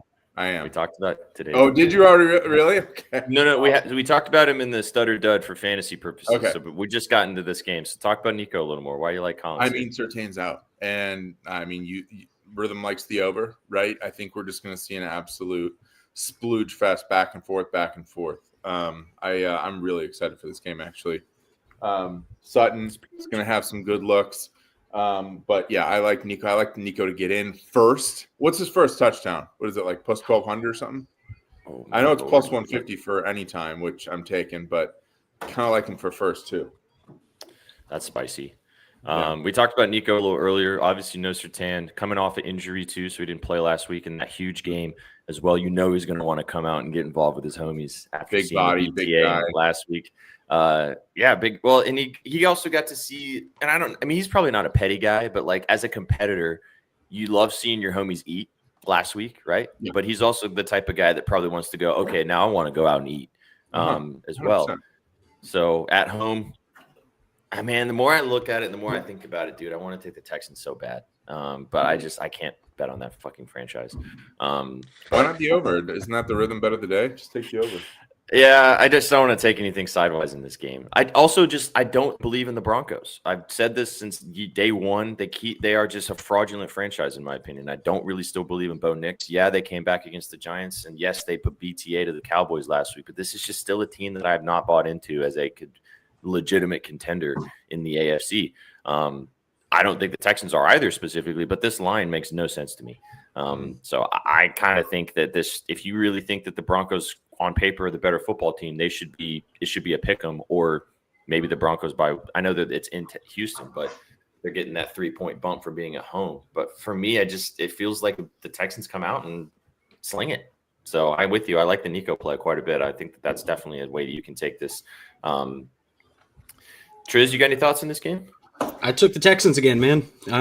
I should have just martingaled it, but I love the Texans again, bro. This is I think without Surtain, it might be a short spread without Surtain, but this Texans defense is legitimate, and we saw the Broncos last week struggled with the Giants defense, and I think they're even more a little bit banged up. I think if they fall behind like they did against the Giants, the Texans aren't letting them back in this game. I think the Texans kind of roll here. I love the spread. Very sharp side this week. They got like 30% of the tickets and like 70% of the money in Vegas. And as far as domestic books go, there it's a little more even. So I'd rather trust a Vegas split and a Vegas smart money than I would kind of domestically. So I love the Texans. I love the Nico look. I think Nico's going to have a great day. I think this Texans offense kind of comes alive today, and it's going to look a little bit better than it actually is because the Broncos defensive rankings. But again, as we mentioned, they're kind of missing this player, that player. Maybe it might be a little bit of an asterisk game, but I think the Texans break out today. What do you think? JJ? I don't know, man. Like, what would you guys think if the spread was kind of flip-flopped the other way? I feel like this 2.5 is weird, especially when a team is sub 500 going up against a team of a power horse like the Broncos. They're 6-2. What if the spread was the Broncos minus 2.5 on the road? Would that sway your decision on any kind of decision making that you're going to make on this game? Would you lean the Broncos in that situation more so than the Texans, right? I look at this game as like one of those college games that you see a ranked team go into somebody's house as an unranked favorite, like Iowa State minus 2.5 against BYU, even though I lost hundreds of dollars on that game. I would still probably take that team. But, this is a weird one, man. I think it all depends on CJ Stroud. I think CJ Stroud has been a little bit disappointing from his rookie year, how well he played that year. His offensive line doesn't really help the situation out. He doesn't really have much of a run game. So maybe he has to force feed Nico Collins the ball today. And that's why I like Nico Collins as well. You got to get your star player involved against a team like the Broncos. So I do like that overlook. Hell yeah. I feel like Nico might be one of our PODs that's going to get put into the parlay later today. I know Chef likes it. We talked about it earlier. V, you got any final thoughts on this game? I know you talked about the RITHMM POD and the over. You got any props you like in this one? 1 touchdown. Troy Franklin. You and Troy Franklin. Yeah. You got some stock with TF, man. And man, he scored 3 touchdowns in the last 5 weeks. In the last 5 games, him and Cortland Sutton are both actually equal in target share now. And like I've said so many times on the show, the Oregon connection exists, right? Him and Bo Nix both played together at Oregon. He was Nix's leading receiver that year. He had 14 touchdowns in his final year at Oregon, and he had 8 red zone targets over his last 4 games to Sutton's 3 red zone targets. He is a big-bodied receiver that gives you like a size in the red zone, that gives you athleticism, and he's really good at keeping his feet in bounds, as we've seen too. So give me Troy Franklin at plus 270. I couldn't pass this up.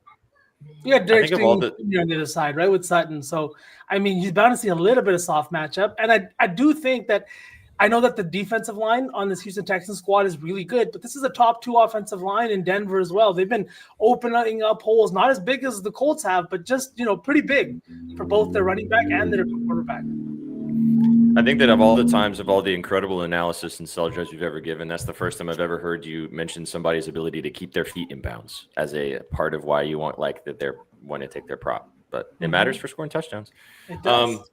Should be a good one. Both of these teams, the last point on this, and then we'll move on to the last game of the early window. The Texans at this point need to win, not every game, but they need to be in hydro mode, or in a little bit in power mode, because of how good the Colts have been. If they want to catch them at the top of this division with any shadow, like even try, to catch them and also be in the wild card hunt. They need to start picking up these types of games. Big AFC matchup today. We'll see if that matters. Last game of the early window.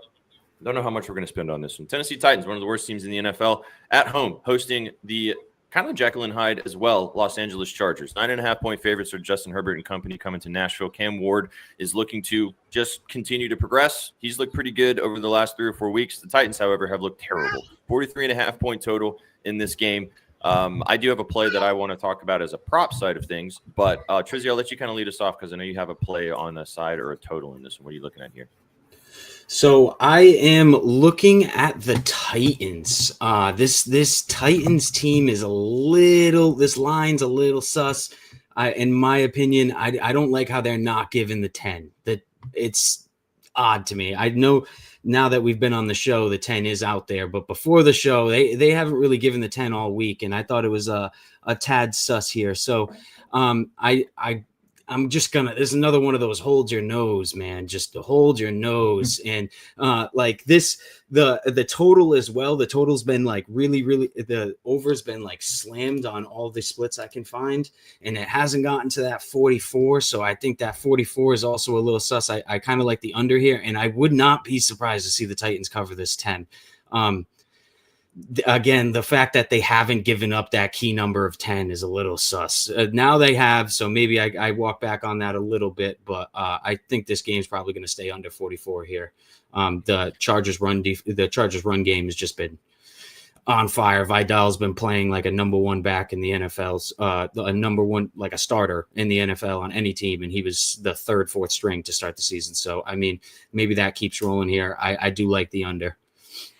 As somebody who has told you guys for various years that the Titans was the A side on the spread, blah, blah, blah. This is one of the worst covering teams in the NFL. I lean with you, Triz. I think it could be a Titans lose by a 10 or 9, 8, 7 touchdown, maybe 3. But I've said that so many times, and this team is just terrible. They're just terrible. They're selling so many players they're selling so many players here, there, and everywhere. Roger McCreary also got dealt to the Rams, which was a big piece in this secondary. So I Godspeed. I like the under way better. I think you're on the right side of that side of things. I did, however, take a pass catcher on the Titans side of things. I took Cam Ward's rush passing yards last week purely because they were playing the Colts, and I knew they were going to be losing a shit ton, and he was going to be out there trying to sling it everywhere. And he actually had one of his better games on tape. If you watched, you're a sicko like me and watch Titans games, he was actually really good in that game. But I'm taking one of his rookie wide receivers, Chimere Dike, over 34.5 receiving yards. I got minus 115 on this line a little earlier. Chimere Dike, chat, learn the name. One of the best returners, if not the best returner in all of the NFL this season on kickoffs and punts. And it's getting to the point now where they may have to start thinking about not trotting him out there to return kicks because he's returned into one of the best wide receiver options for Cam Ward and company as well. Alec Ironmanner was somebody that we talked about early this season as the other fourth-round rookie that was getting a lot of love. But now Chimere Dike, with the departure of Tyler Lockett, has been spectacular. 70 receiving yards and 93 receiving yards in back-to-back weeks. I think that he has an opportunity to fly over this 34.5 receiving yards line. And if you want to get really frisky, take his touchdown. He has scored a touchdown. He did not score a touchdown last week, scored a touchdown against the Patriots in the week prior. I think that he has an opportunity to maybe find the end zone. He's going to continue to get more and more involved in this Tennessee Titans offense. Cam Ward is the rest of this entire Titans season is purely about what is Cam Ward? Is he a franchise quarterback that we can build around? And I think that they're leaning that they feel that way. And I think that they want to give him as many opportunities as possible. And I think DK is going to be one of the beneficiaries of that. So I like Jim to get loose here. And I think that the Chargers, if they really want to come out and win this game by 10 plus, they totally should. So my team sucks. They're probably going to get dog walk today. I will be watching this game, unfortunately, start to finish. And hopefully DK can at least give me the 35 plus so I'm not hating myself. Any other thoughts on this game? JJ, what do you think about this Titans-Chargers game? Kind of a nasty one, eh? Yeah, no, this is called what you call a business trip for the Chargers. They just go on the road, they bring their bag, and they just give out business, and they come home all happy and have margaritas on their back porch. That's what's going to happen today. They're going to go out there. Vidal's going to get involved quite a bit. I like his over 77.5 rushing yards. Don't look for a lot of injuries. Don't force anything. Justin Herbert, you see him force things all the time, and it pisses me off. Red zone interceptions can't happen today. Just hand the ball off. Jim Harbaugh is going to do a good job putting his team in a good game plan to kind of dog walk this team and not prevent the Titans to do anything out of the ordinary. I do like Cam Ward's under passing yards. yards a day. It's going to be one of those things where keep them off the field, just move the ball, long drives, and just go back to LA and enjoy the week off and for Pittsburgh next week. So I do like the Chargers to just boat race this team. Yeah. This is the side. Sorry. Dude, I have accepted. These guys know I am a Titans backer to a fault, unfortunately, a lot of the times. But this season I have learned, and it's also been good because they've been rat ass. They've been terrible. So I will say though that this is a situation, just to talk Chargers before you talk about your prop view that you just popped in here, that I really like, and I forgot about this guy. I'm glad you're going to mention it. But Chargers also getting healthier.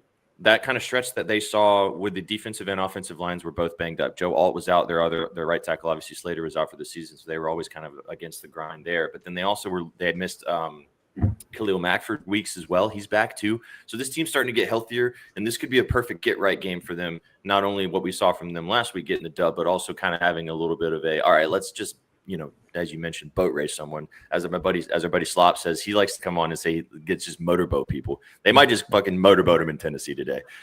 So I think that's the right side, and I think you guys are on the right point. But you talk about this talented tight end, man. Learn the name if you don't know him already. Yeah, Oronde Gadsden. This guy's been absolutely elite over the last few weeks, and he kills zone defenses, as do most tight ends. We've seen that. They have a propensity to find holes in the zone and just make guys make it hard on people to tackle them. I think this is a spot where you're looking at a Titans defense that just gave up 55 yards to Tyler Warren, 50 yards to Michael Mayer to the Raiders a couple of weeks ago. And this is a team that uses and utilizes a heavy amount of zone schemes. His target rate over the last 3 weeks has jumped to 29% against zone schemes. And I think that's something that continues today. He's a rookie. He's looked really good. And I don't see why a guy like Harbaugh is not going to try to institute him more into this offense and give Herbert that big-bodied, athletic tight end that he's been so desperately waiting for. And if you look at Gadsden's game tape, a lot of the routes that he's running, he is open and he is schemed open, but he's made a lot of athletic catches in traffic, and just made some big plays. I think that this is a spot where against a very bad defense, he can kind of come in, take advantage, and get some confidence in underneath him right before the playoffs. Well, not right before, but halfway through the season here. Yeah, he's been so good, dude. I actually just tailed you on this. I forgot about this guy. He's awesome. He's going to probably take advantage of this. The Titans also have really poor coverage on their linebacking core. They're old and they can't do anything. So I think that he could definitely take advantage. And Roger McCreary was also doing some of that coverage, and he's not with the team anymore. So I think this is an opportunity. Hello, sir. Chef, I know your staff article play of the day. So Chef and I are both 7-1. Trizzy is also 7-1. You're looking at the 3 7-1s in our staff article right now, leading the pack. If you're not getting involved with our staff article, free 12 picks, bettingnews.com. Go check it out. Chef, your plays in this game. Another pass catcher from Justin Herbert. Old Donkey McConkey, eh? It dropped 3 yards. I don't care. It's going to be 2 or 3 catches, each of about 30 yards apiece. You're going to see my kid real quick. Sorry. Yeah. Let's go. Naya, give us the sell job. Vera, this is Vera. Oh, Vera. Hi, Vera. Hey, Vera. Say hi. Hi. Look at us waving. JJ, you'll learn of all the gambling shows, we accept children and dogs on this show. Family Well, you already accept Vsauce, so I think that's already enough right there. Look, it's like Sook was here the whole time. Yeah. Get right in, baby. So you just think Donkey's gonna get loose, eh? I mean, so if you look at his chart, he had a little bit of a dip in the middle of the year. Hold on, I just had his chart here. Blah blah blah blah blah. Hold on, sorry, I was looking at the. I think I might make an SGP for the Broncos Texans game after you guys were talking about it a little bit, because I don't know. That seems like if people think it's going to be low scoring, the lines are going to be a little bit better to attack. So I got McConkey here, blah, blah, blah. Sorry. Okay. So yeah, in the middle of the, 5, 4, 1, 5, 48, 41, 11, 39, the last 3 games, 167 and 88. And if you look at this defense, obviously we've been talking about it the entire time. It's horrible. I'm just expecting him to get literally 3 or 4 catches that are probably 25 yards after catch. That's what I'm banking on. And that line's low enough where I think, if it is a blowout and they just need to ground and pound, like JJ was saying, just like get the Tennessee Titans 8 minutes of offense the entire game and just, ground and pound, fine. But they need to at least do it in the first half. And I think he gets attacked early, yards after catch, really banking on that. So that's my plan. 7-1. 7-1, going for 8-1. Yeah. It's a chat again. If you haven't checked out our article, we are 66-35 on picks this season, from 12 picks all throughout the entire year. All of them -115, -120, or even some plus monies thrown in there as well. Go check it out at Betting News. The link's in the chat if you want to go tail the article. There's going to be 1 week we go 12-0. We've gone 11-1, 10-2. There's going to be 1 week we go 12-0, and maybe it's this week, and just parlay them all together and don't go to work tomorrow. I think it needs to be said though, that the 11-1 week, the one loss was 2 guys going head to head on the same pick, and that's why we lost. Because so we were right there. But do we have that this week? Do we have that this week? No head to heads this week. Why don't we throw them all in a part? I mean, I'd like to see what that looks like. I mean, let's do it today. Let's do it today, baby. I'm gonna put it in there. I'm gonna throw it out there. I mean, okay, good. 10 minutes before, because we want people to read the article, right? Yeah, of course. They've already peeped it. They're already there. But yeah, check out. Go put them all together. I'm assuming it's probably going to be in the plus 30,000 range. That would be my guess. Let's go. Any more thoughts on this Chargers Titans game before we move into the late window? No, I'm gonna dip, boys. Though I appreciate you guys. If you want to do Nico as your play, yeah, I do. Yeah, okay. All right. Love you, buddy. Have a great Sunday. Enjoy the game. Thanks for being here. Take it easy, man. JJ, good to see you. Be Good to easy. see you too, man. Take it easy. Bye, guys. Have a happy Later, Sunday. Jeff. All right. See you, buddy. Great when Chef stops by and hangs out with us. We love the vibes as always. And we got a Vera appearance. We love that too. Yeah. All right, boys. Let's move to the late window. We got a few more games to get to. Drop a dub in the chat if you're enjoying the show and hanging out with us on this beautiful Sunday. We got almost about 10,000 you guys watching us across Twitter, YouTube, and Twitch. We appreciate you guys for tuning in and hopefully help you making some moolah this week. Let's talk about this game. Sticking in the AFC South, another funky spread. Going to Las Vegas, going to Sin City. Raiders taking on the Jaguars. 2.5-point dogs are the Raiders coming in. The Jaguars have been struggling. Trevor Lawrence and company just have not been consistent, looked really good in stretches, and then looked just downright awful. Geno Smith getting one of his favorite pass catchers back, one of the best tight ends in football, is returning as Brock Bowers returns. Ashton Jeanty's also had a subpar start to his career, but could get loose today against this Jaguars defense. 44 is the total here. JJ, I'll let you kind of lead us off as a Florida guy yourself. I know you kind of are. Do you like the Jags, or are you a Jags hater? I don't like the Jags, man. I mean, my dad used to coach. He was the offense coordinator for a year, but that was it. Not a big fan of the Jags. I hate big the Jags Buccaneers too. guy, though, right, JJ? I like the Bucks, man. I really didn't, but I like Baker Mayfield quite a bit, and I follow them now religiously because they're on my TV every Sunday, and you have to kind of tune into them and watch them, and especially keep up with all the hype around them around the city. So Baker Mayfield is the man. I do love Baker. That guy is awesome. I just need Bucky Irvin to come back in the lineup. Hell yeah. Yeah, I'm but so desperately waiting. yeah, but this game, man. I mean, like you said, I mean, the Jaguars have just been struggling, man. It's just been struggling. They just got blown out. Luckily, they just had a bye week, maybe to get some things to get going, and they're going up against a poor secondary led Raiders team, and Geno Smith has been looking terrible as well.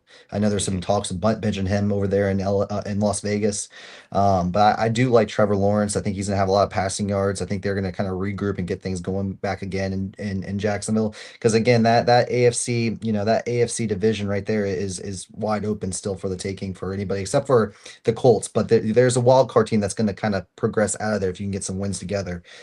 So I think the Jaguars are gonna put something together today.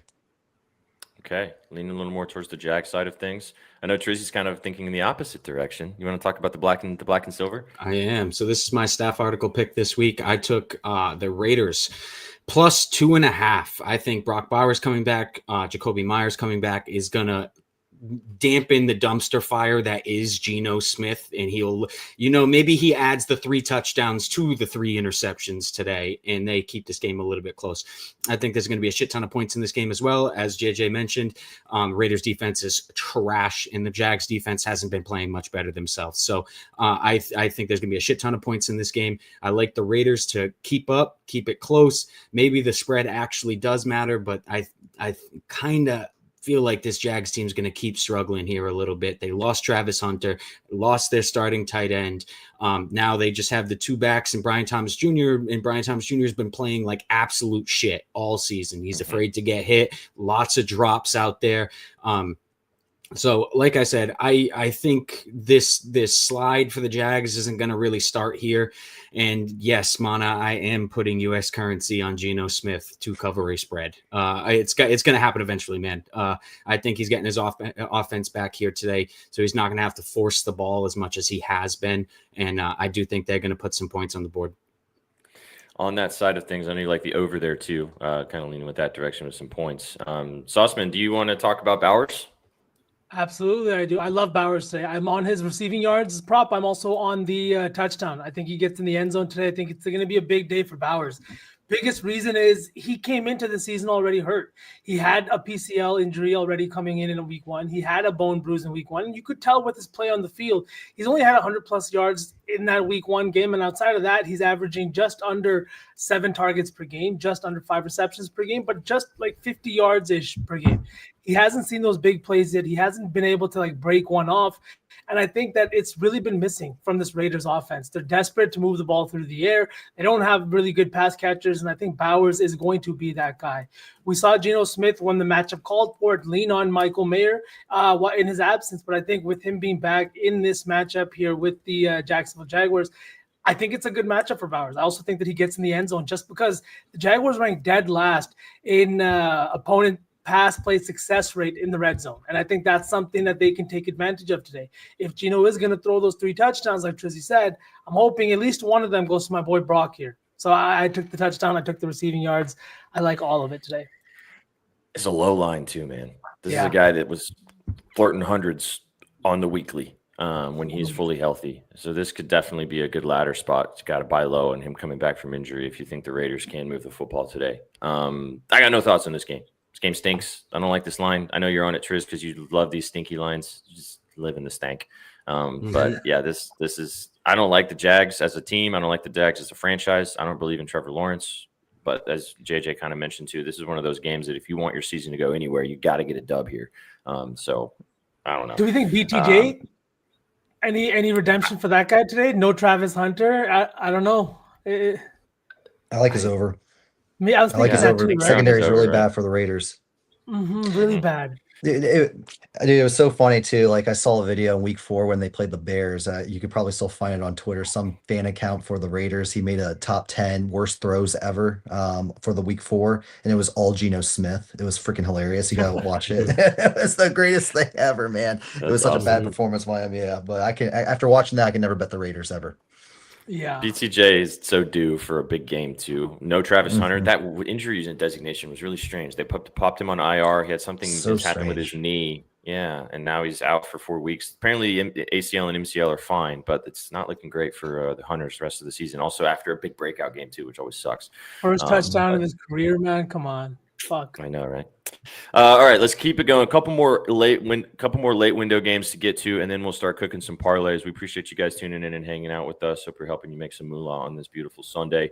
Don't know how much time we're going to spend on this one. We will get it up here though for you guys to talk about. The Rams taking on the Saints, 14-point favorites of the Los Angeles Rams. Tyler Shuck getting his first legit start in the NFL as Spencer Rattler has been put on the bench. Don't really know why they did that, but whatever.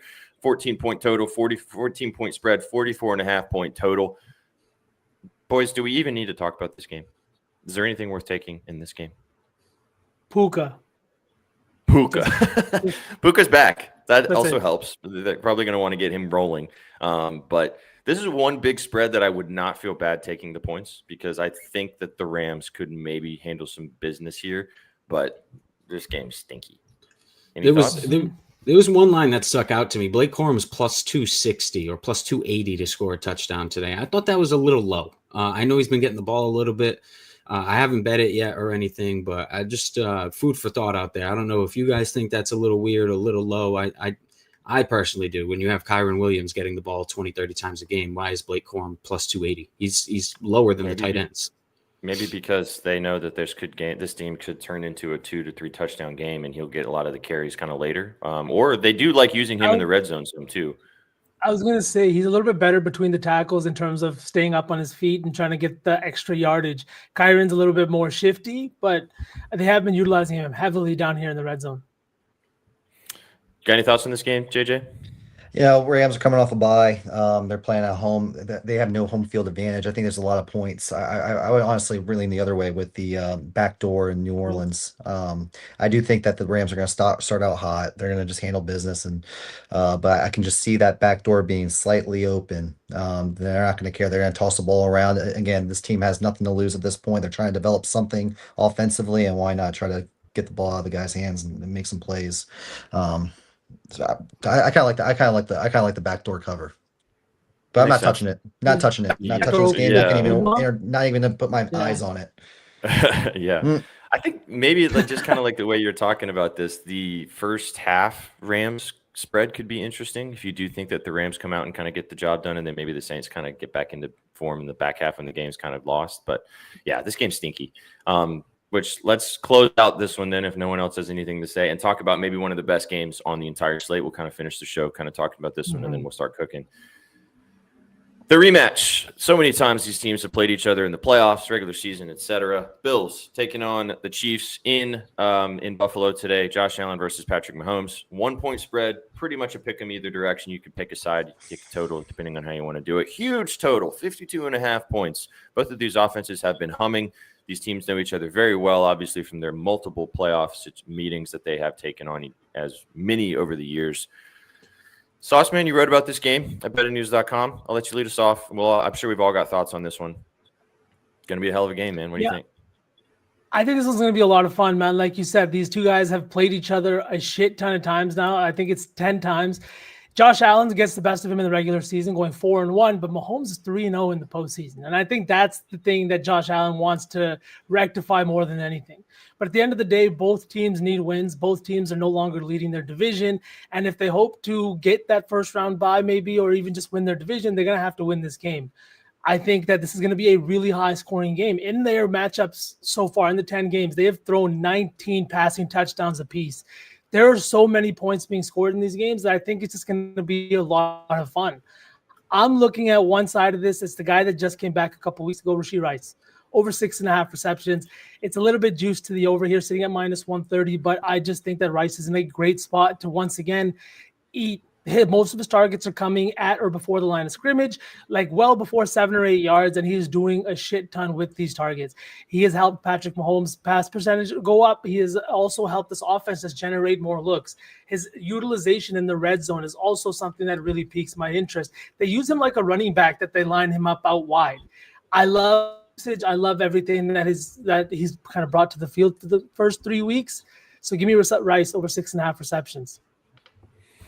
Yeah, I like this quite a bit. Triz, I'll let you kind of go next. JJ, I'll let you finish, and I'll close this out on this because I'm sure we've all got thoughts on this game. So, Triz, what do you think about this one? Huge matchup. I didn't end up betting this one, but how does this total not hit? I feel like every year we have this. They play each other almost every year. We always have this conversation on the total. It's always 51, 52, 53 points, and there's 60, 70 points scored of the game. So, I mean, I feel like you're pretty safe blindly taking this over. It's a lot of points. I haven't really seen it move too much. I've seen it 51.5 certain places, but I've been kind of sitting 52.5. Huge number. Yeah, I think they're going to go back and forth. This Bills defense has been getting scored on a decent amount here, and we saw the Chiefs kind of they've made a resurgence the past few weeks as far as the defense goes. But I mean, you can't forget about how that early season defense looked and how many points they were allowing. So when you face a high-powered offense like the Bills, I think it's just going to equal points. So I think the over is probably really safe here. Yeah, makes a lot of sense. Should be fireworks. It's only 3 games in the late window. 95% of people, unless you're a fan of one of those two games we just talked about, you're going to be watching this one to be the nationally televised one as well. JJ, what do you think about this game? I think Josh Allen's gonna be playing with a little bit of an edge today. I think this is this is a statement game for him. It's in Buffalo. You want to win this ball game more than anything. I think, especially when you talk about MVPs, the top front runners in MVP, you want to show out today. I think he's gonna do so more so with his legs. I like him to score an anytime touchdown today, as well as get his over 40.5 rushing yards. I think those are my two big plays in this game. I'm just gonna sit back, watch a great football game, but more importantly, watch a fantastic quarterback in Josh Allen make some plays. And it's really anyone's ball game today. I wouldn't be surprised if the other team wins. I can't bet against Patrick Mahomes anymore. Lost way too much money doing so. Yeah, me too. I don't doubt you, man. I like the Josh Allen play quite a bit. I looked at his rushing yards as well, and I think the touchdown is definitely on the table here. On that same kind of note, I went the other direction. I bet Patrick Mahomes, but I bet his rushing yards. This is one of my favorite plays this week too. 27.5 is the line I got for this earlier this week. He has been their best runner, interestingly enough. Pacheco's on the shelf, obviously. He's their leading rusher in this offense. And I just think that he's going to keep doing that. You guys know which team in the NFL is the worst to rushing yards allowed to the quarterback position? Interestingly enough, it's the Buffalo Bills. So I think that Patrick Mahomes is going to have to move the ball, especially on the road. No Pacheco. Yeah, Hunt's been fine. And that rookie, Brashon, is it Smith? I can't remember the guy. Yeah, Brashad Smith. Yeah. Rashad Smith, yeah. He should probably get some touches too, but there's going to be some plays where the play breaks down. Mahomes is going to just scramble his way out of there, and he's going to trot down there for 15 to 20. He might get this all in one carry. So I really like his rushing yards. Don't hit the ladder, too. I also like his touchdown as well. I think that he can find the end zone, too. I don't hate putting Allen and Mahomes both to score a touchdown in a little parlay. I think that could be fun. Both guys going kind of tit for tat. The other one is a little bit – I took this last week, and this is kind of a sneaky line that I'm going to keep taking for this Chiefs offense. V's right to kind of target Rashee Rice here because of how much targets he's going to get. But Juju Smith-Schuster over 10.5 receiving yards has been absolutely slapping. He's only going to get probably 1 to 2 catches, but it's probably going to be a 12 to 15-yard catch. It's hitting almost every single game this season. He had 29 yards against the Commanders last week, 35, 57, 17, 36, 55. He's only not hit this against the Philadelphia Eagles this season. Every other game, he has absolutely flown over this line. Again, it's a little bit of a butt clincher because it's going to be 1 to 2 targets. This is not a massive targeted guy, but I think the 10.5 is pretty safe. I'm going to keep taking this until they move it up to the 15 to 16 line. So I really like Smith-Schuster, and I like what you guys are saying. This should be an absolutely fantastic football game, and I think it's definitely something you're going to want to be tuning into in that late window as well. So good stuff, boys. We made it to the end. We're not going to talk Sunday Night Football because we got to kind of close this out and get out of here. But there's going to be – V has scribbles out for the game for later tonight between the Commanders and the Seahawks. I have a play in that game too. We'll drop that on the timeline. Go give us a follow across all the socials. Get involved in everything over there. What a slate we should have today, boys. Week 9, fun time. JJ, it's been awesome hanging out with you for the last. Glad you were able to stick around for the whole 2 hours too, man. It's been fantastic talking ball with you. Chat, go follow JJ if you haven't already at Taking the Points with a 5 on the end. Puts out really awesome football content. We'll have to have you back throughout the rest of the regular season, man, as well. I'd love to. Back on the show. Love having you on, man. All right, boys, let's cook. We have talked through everything that we did today. Last week, like I said, we hit 2 of our 3 parlays we put out there. So I think in the spirit of hitting our lays last week, we might as well just start cooking and have a couple more lays to put together right here, right now. Let's do the favorite play one first. Since Chef gave us Nico, we'll start there. And then we'll kind of pick. We'll keep it 4 legs, even though there's 5 of us technically. I don't want us to get greedy and take 5 legs. It's harder to hit a 5-legger than a 4-legger. That sounds good. So Nico receiving yards was the first one. Let me just see the line. 67.5. That's fine. JJ, what was your favorite play that you like that you want to put in here? Prop we're gonna do like another side total lay, so maybe just pick a prop for this one. Oh, man, a lot of pressure, man. I don't want to be the one that blows this one. But I got to go with Caleb Williams over pass yards, 247.5. I think that's just a no-brainer. I like that one. I think he's going to be throwing the ball quite a bit. Kind of honorarily riding with 3 of us at Betting News too, because there's 3 other people that have that play. So we can all go down the ship. 237.5. Good with that? Yep. Love it. Sauce Man? Give me Rashee Rice. Receptions. Catch receptions? Okay. Yeah. I think that's going to be a fun game. Okay.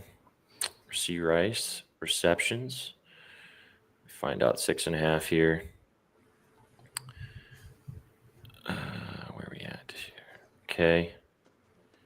God, his receiving yards line 72.5 too. That's crazy. It's crazy. A high line. Cool. I'm just pressing some buttons here. Cool. 6.5. Great. All right. Triz, we can either. I'm not really on any props. So if you want to stick your leg in there and just on top of Chef's leg, there's your 4 leg right there. Okay. All right. We can lean on you for some sides or some totals that you like. Do you guys want to go Mahomes rushing yards, or do you want to go Jahmyr Gibbs rushing and receiving? Those are kind of my 2 favorites today.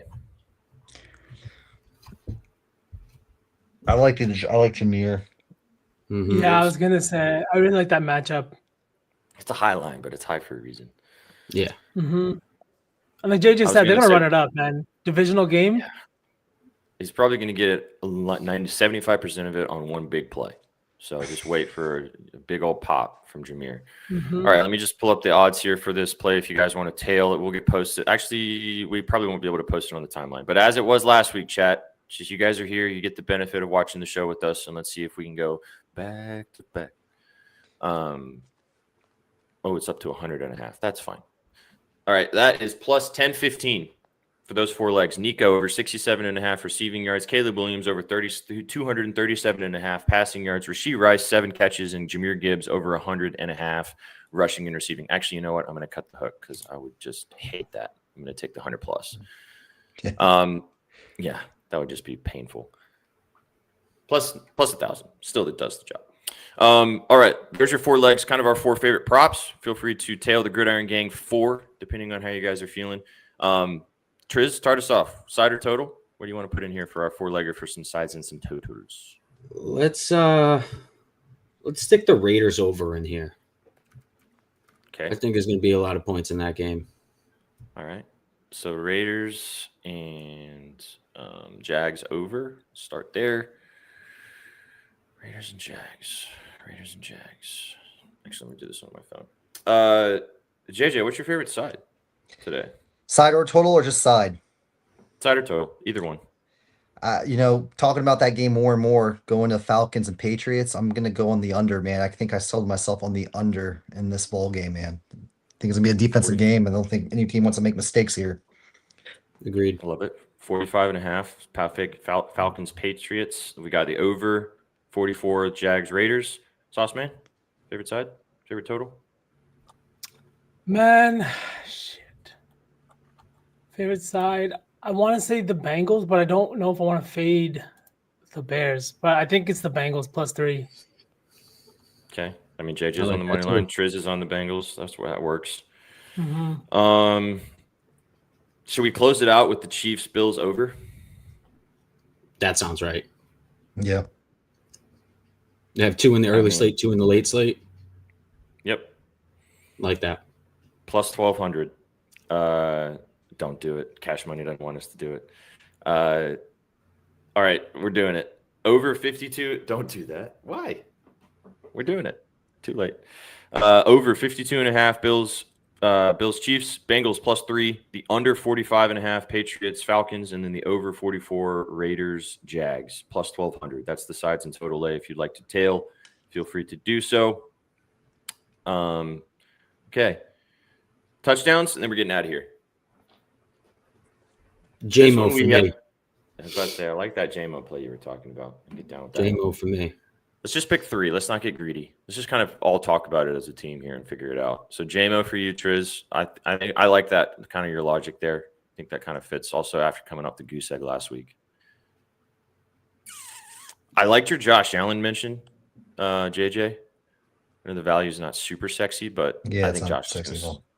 I think Josh is scoring today. Yeah, it's plus 105. That does the job. Mm-hmm. J-Mo, where's J-Mo at? V?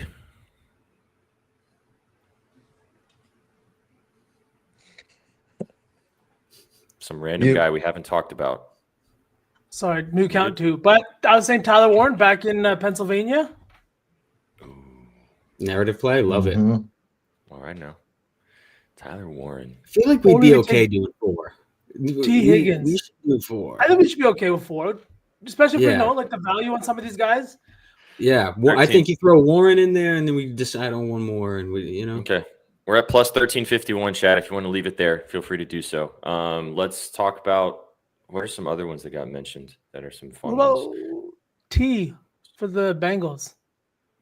Oh, dude, we didn't even really talk about that. Yeah, we didn't even really talk. Dude, leave it to V, dude, to throw a random. He does this every time, show. Every show. Guy we don't talk about for 2 hours, and he just randomly throws one in right now. Yeah.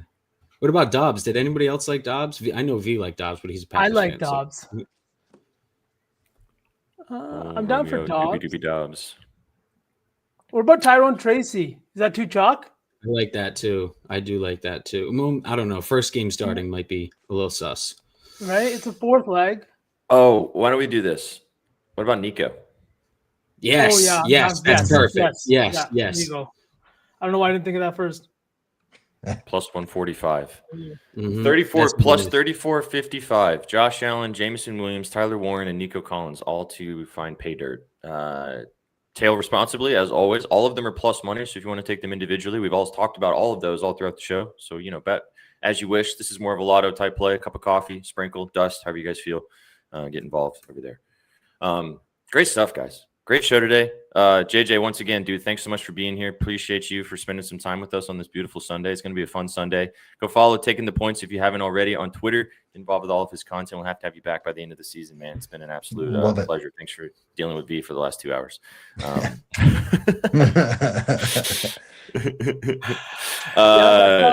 That's how it goes.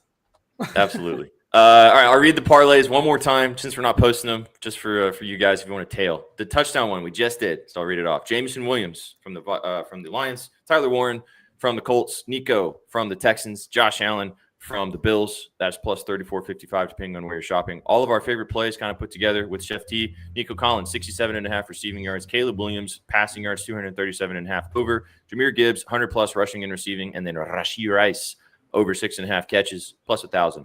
And then the sides and totals lay is the Raiders and Jags over, the under in the Patriots-Falcons game, the over in the Bills-Chiefs game, and then the Bengals to cover the +3. Bing, bong, bang. Tail responsibly.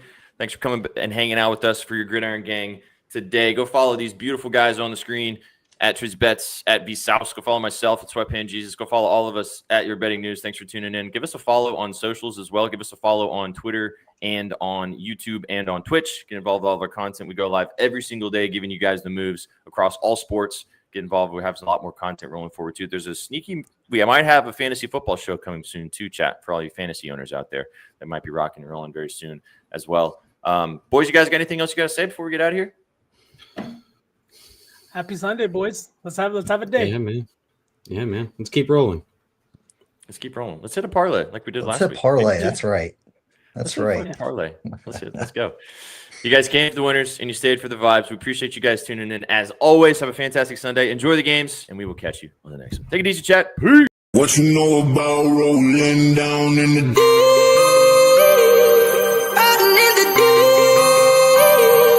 down in the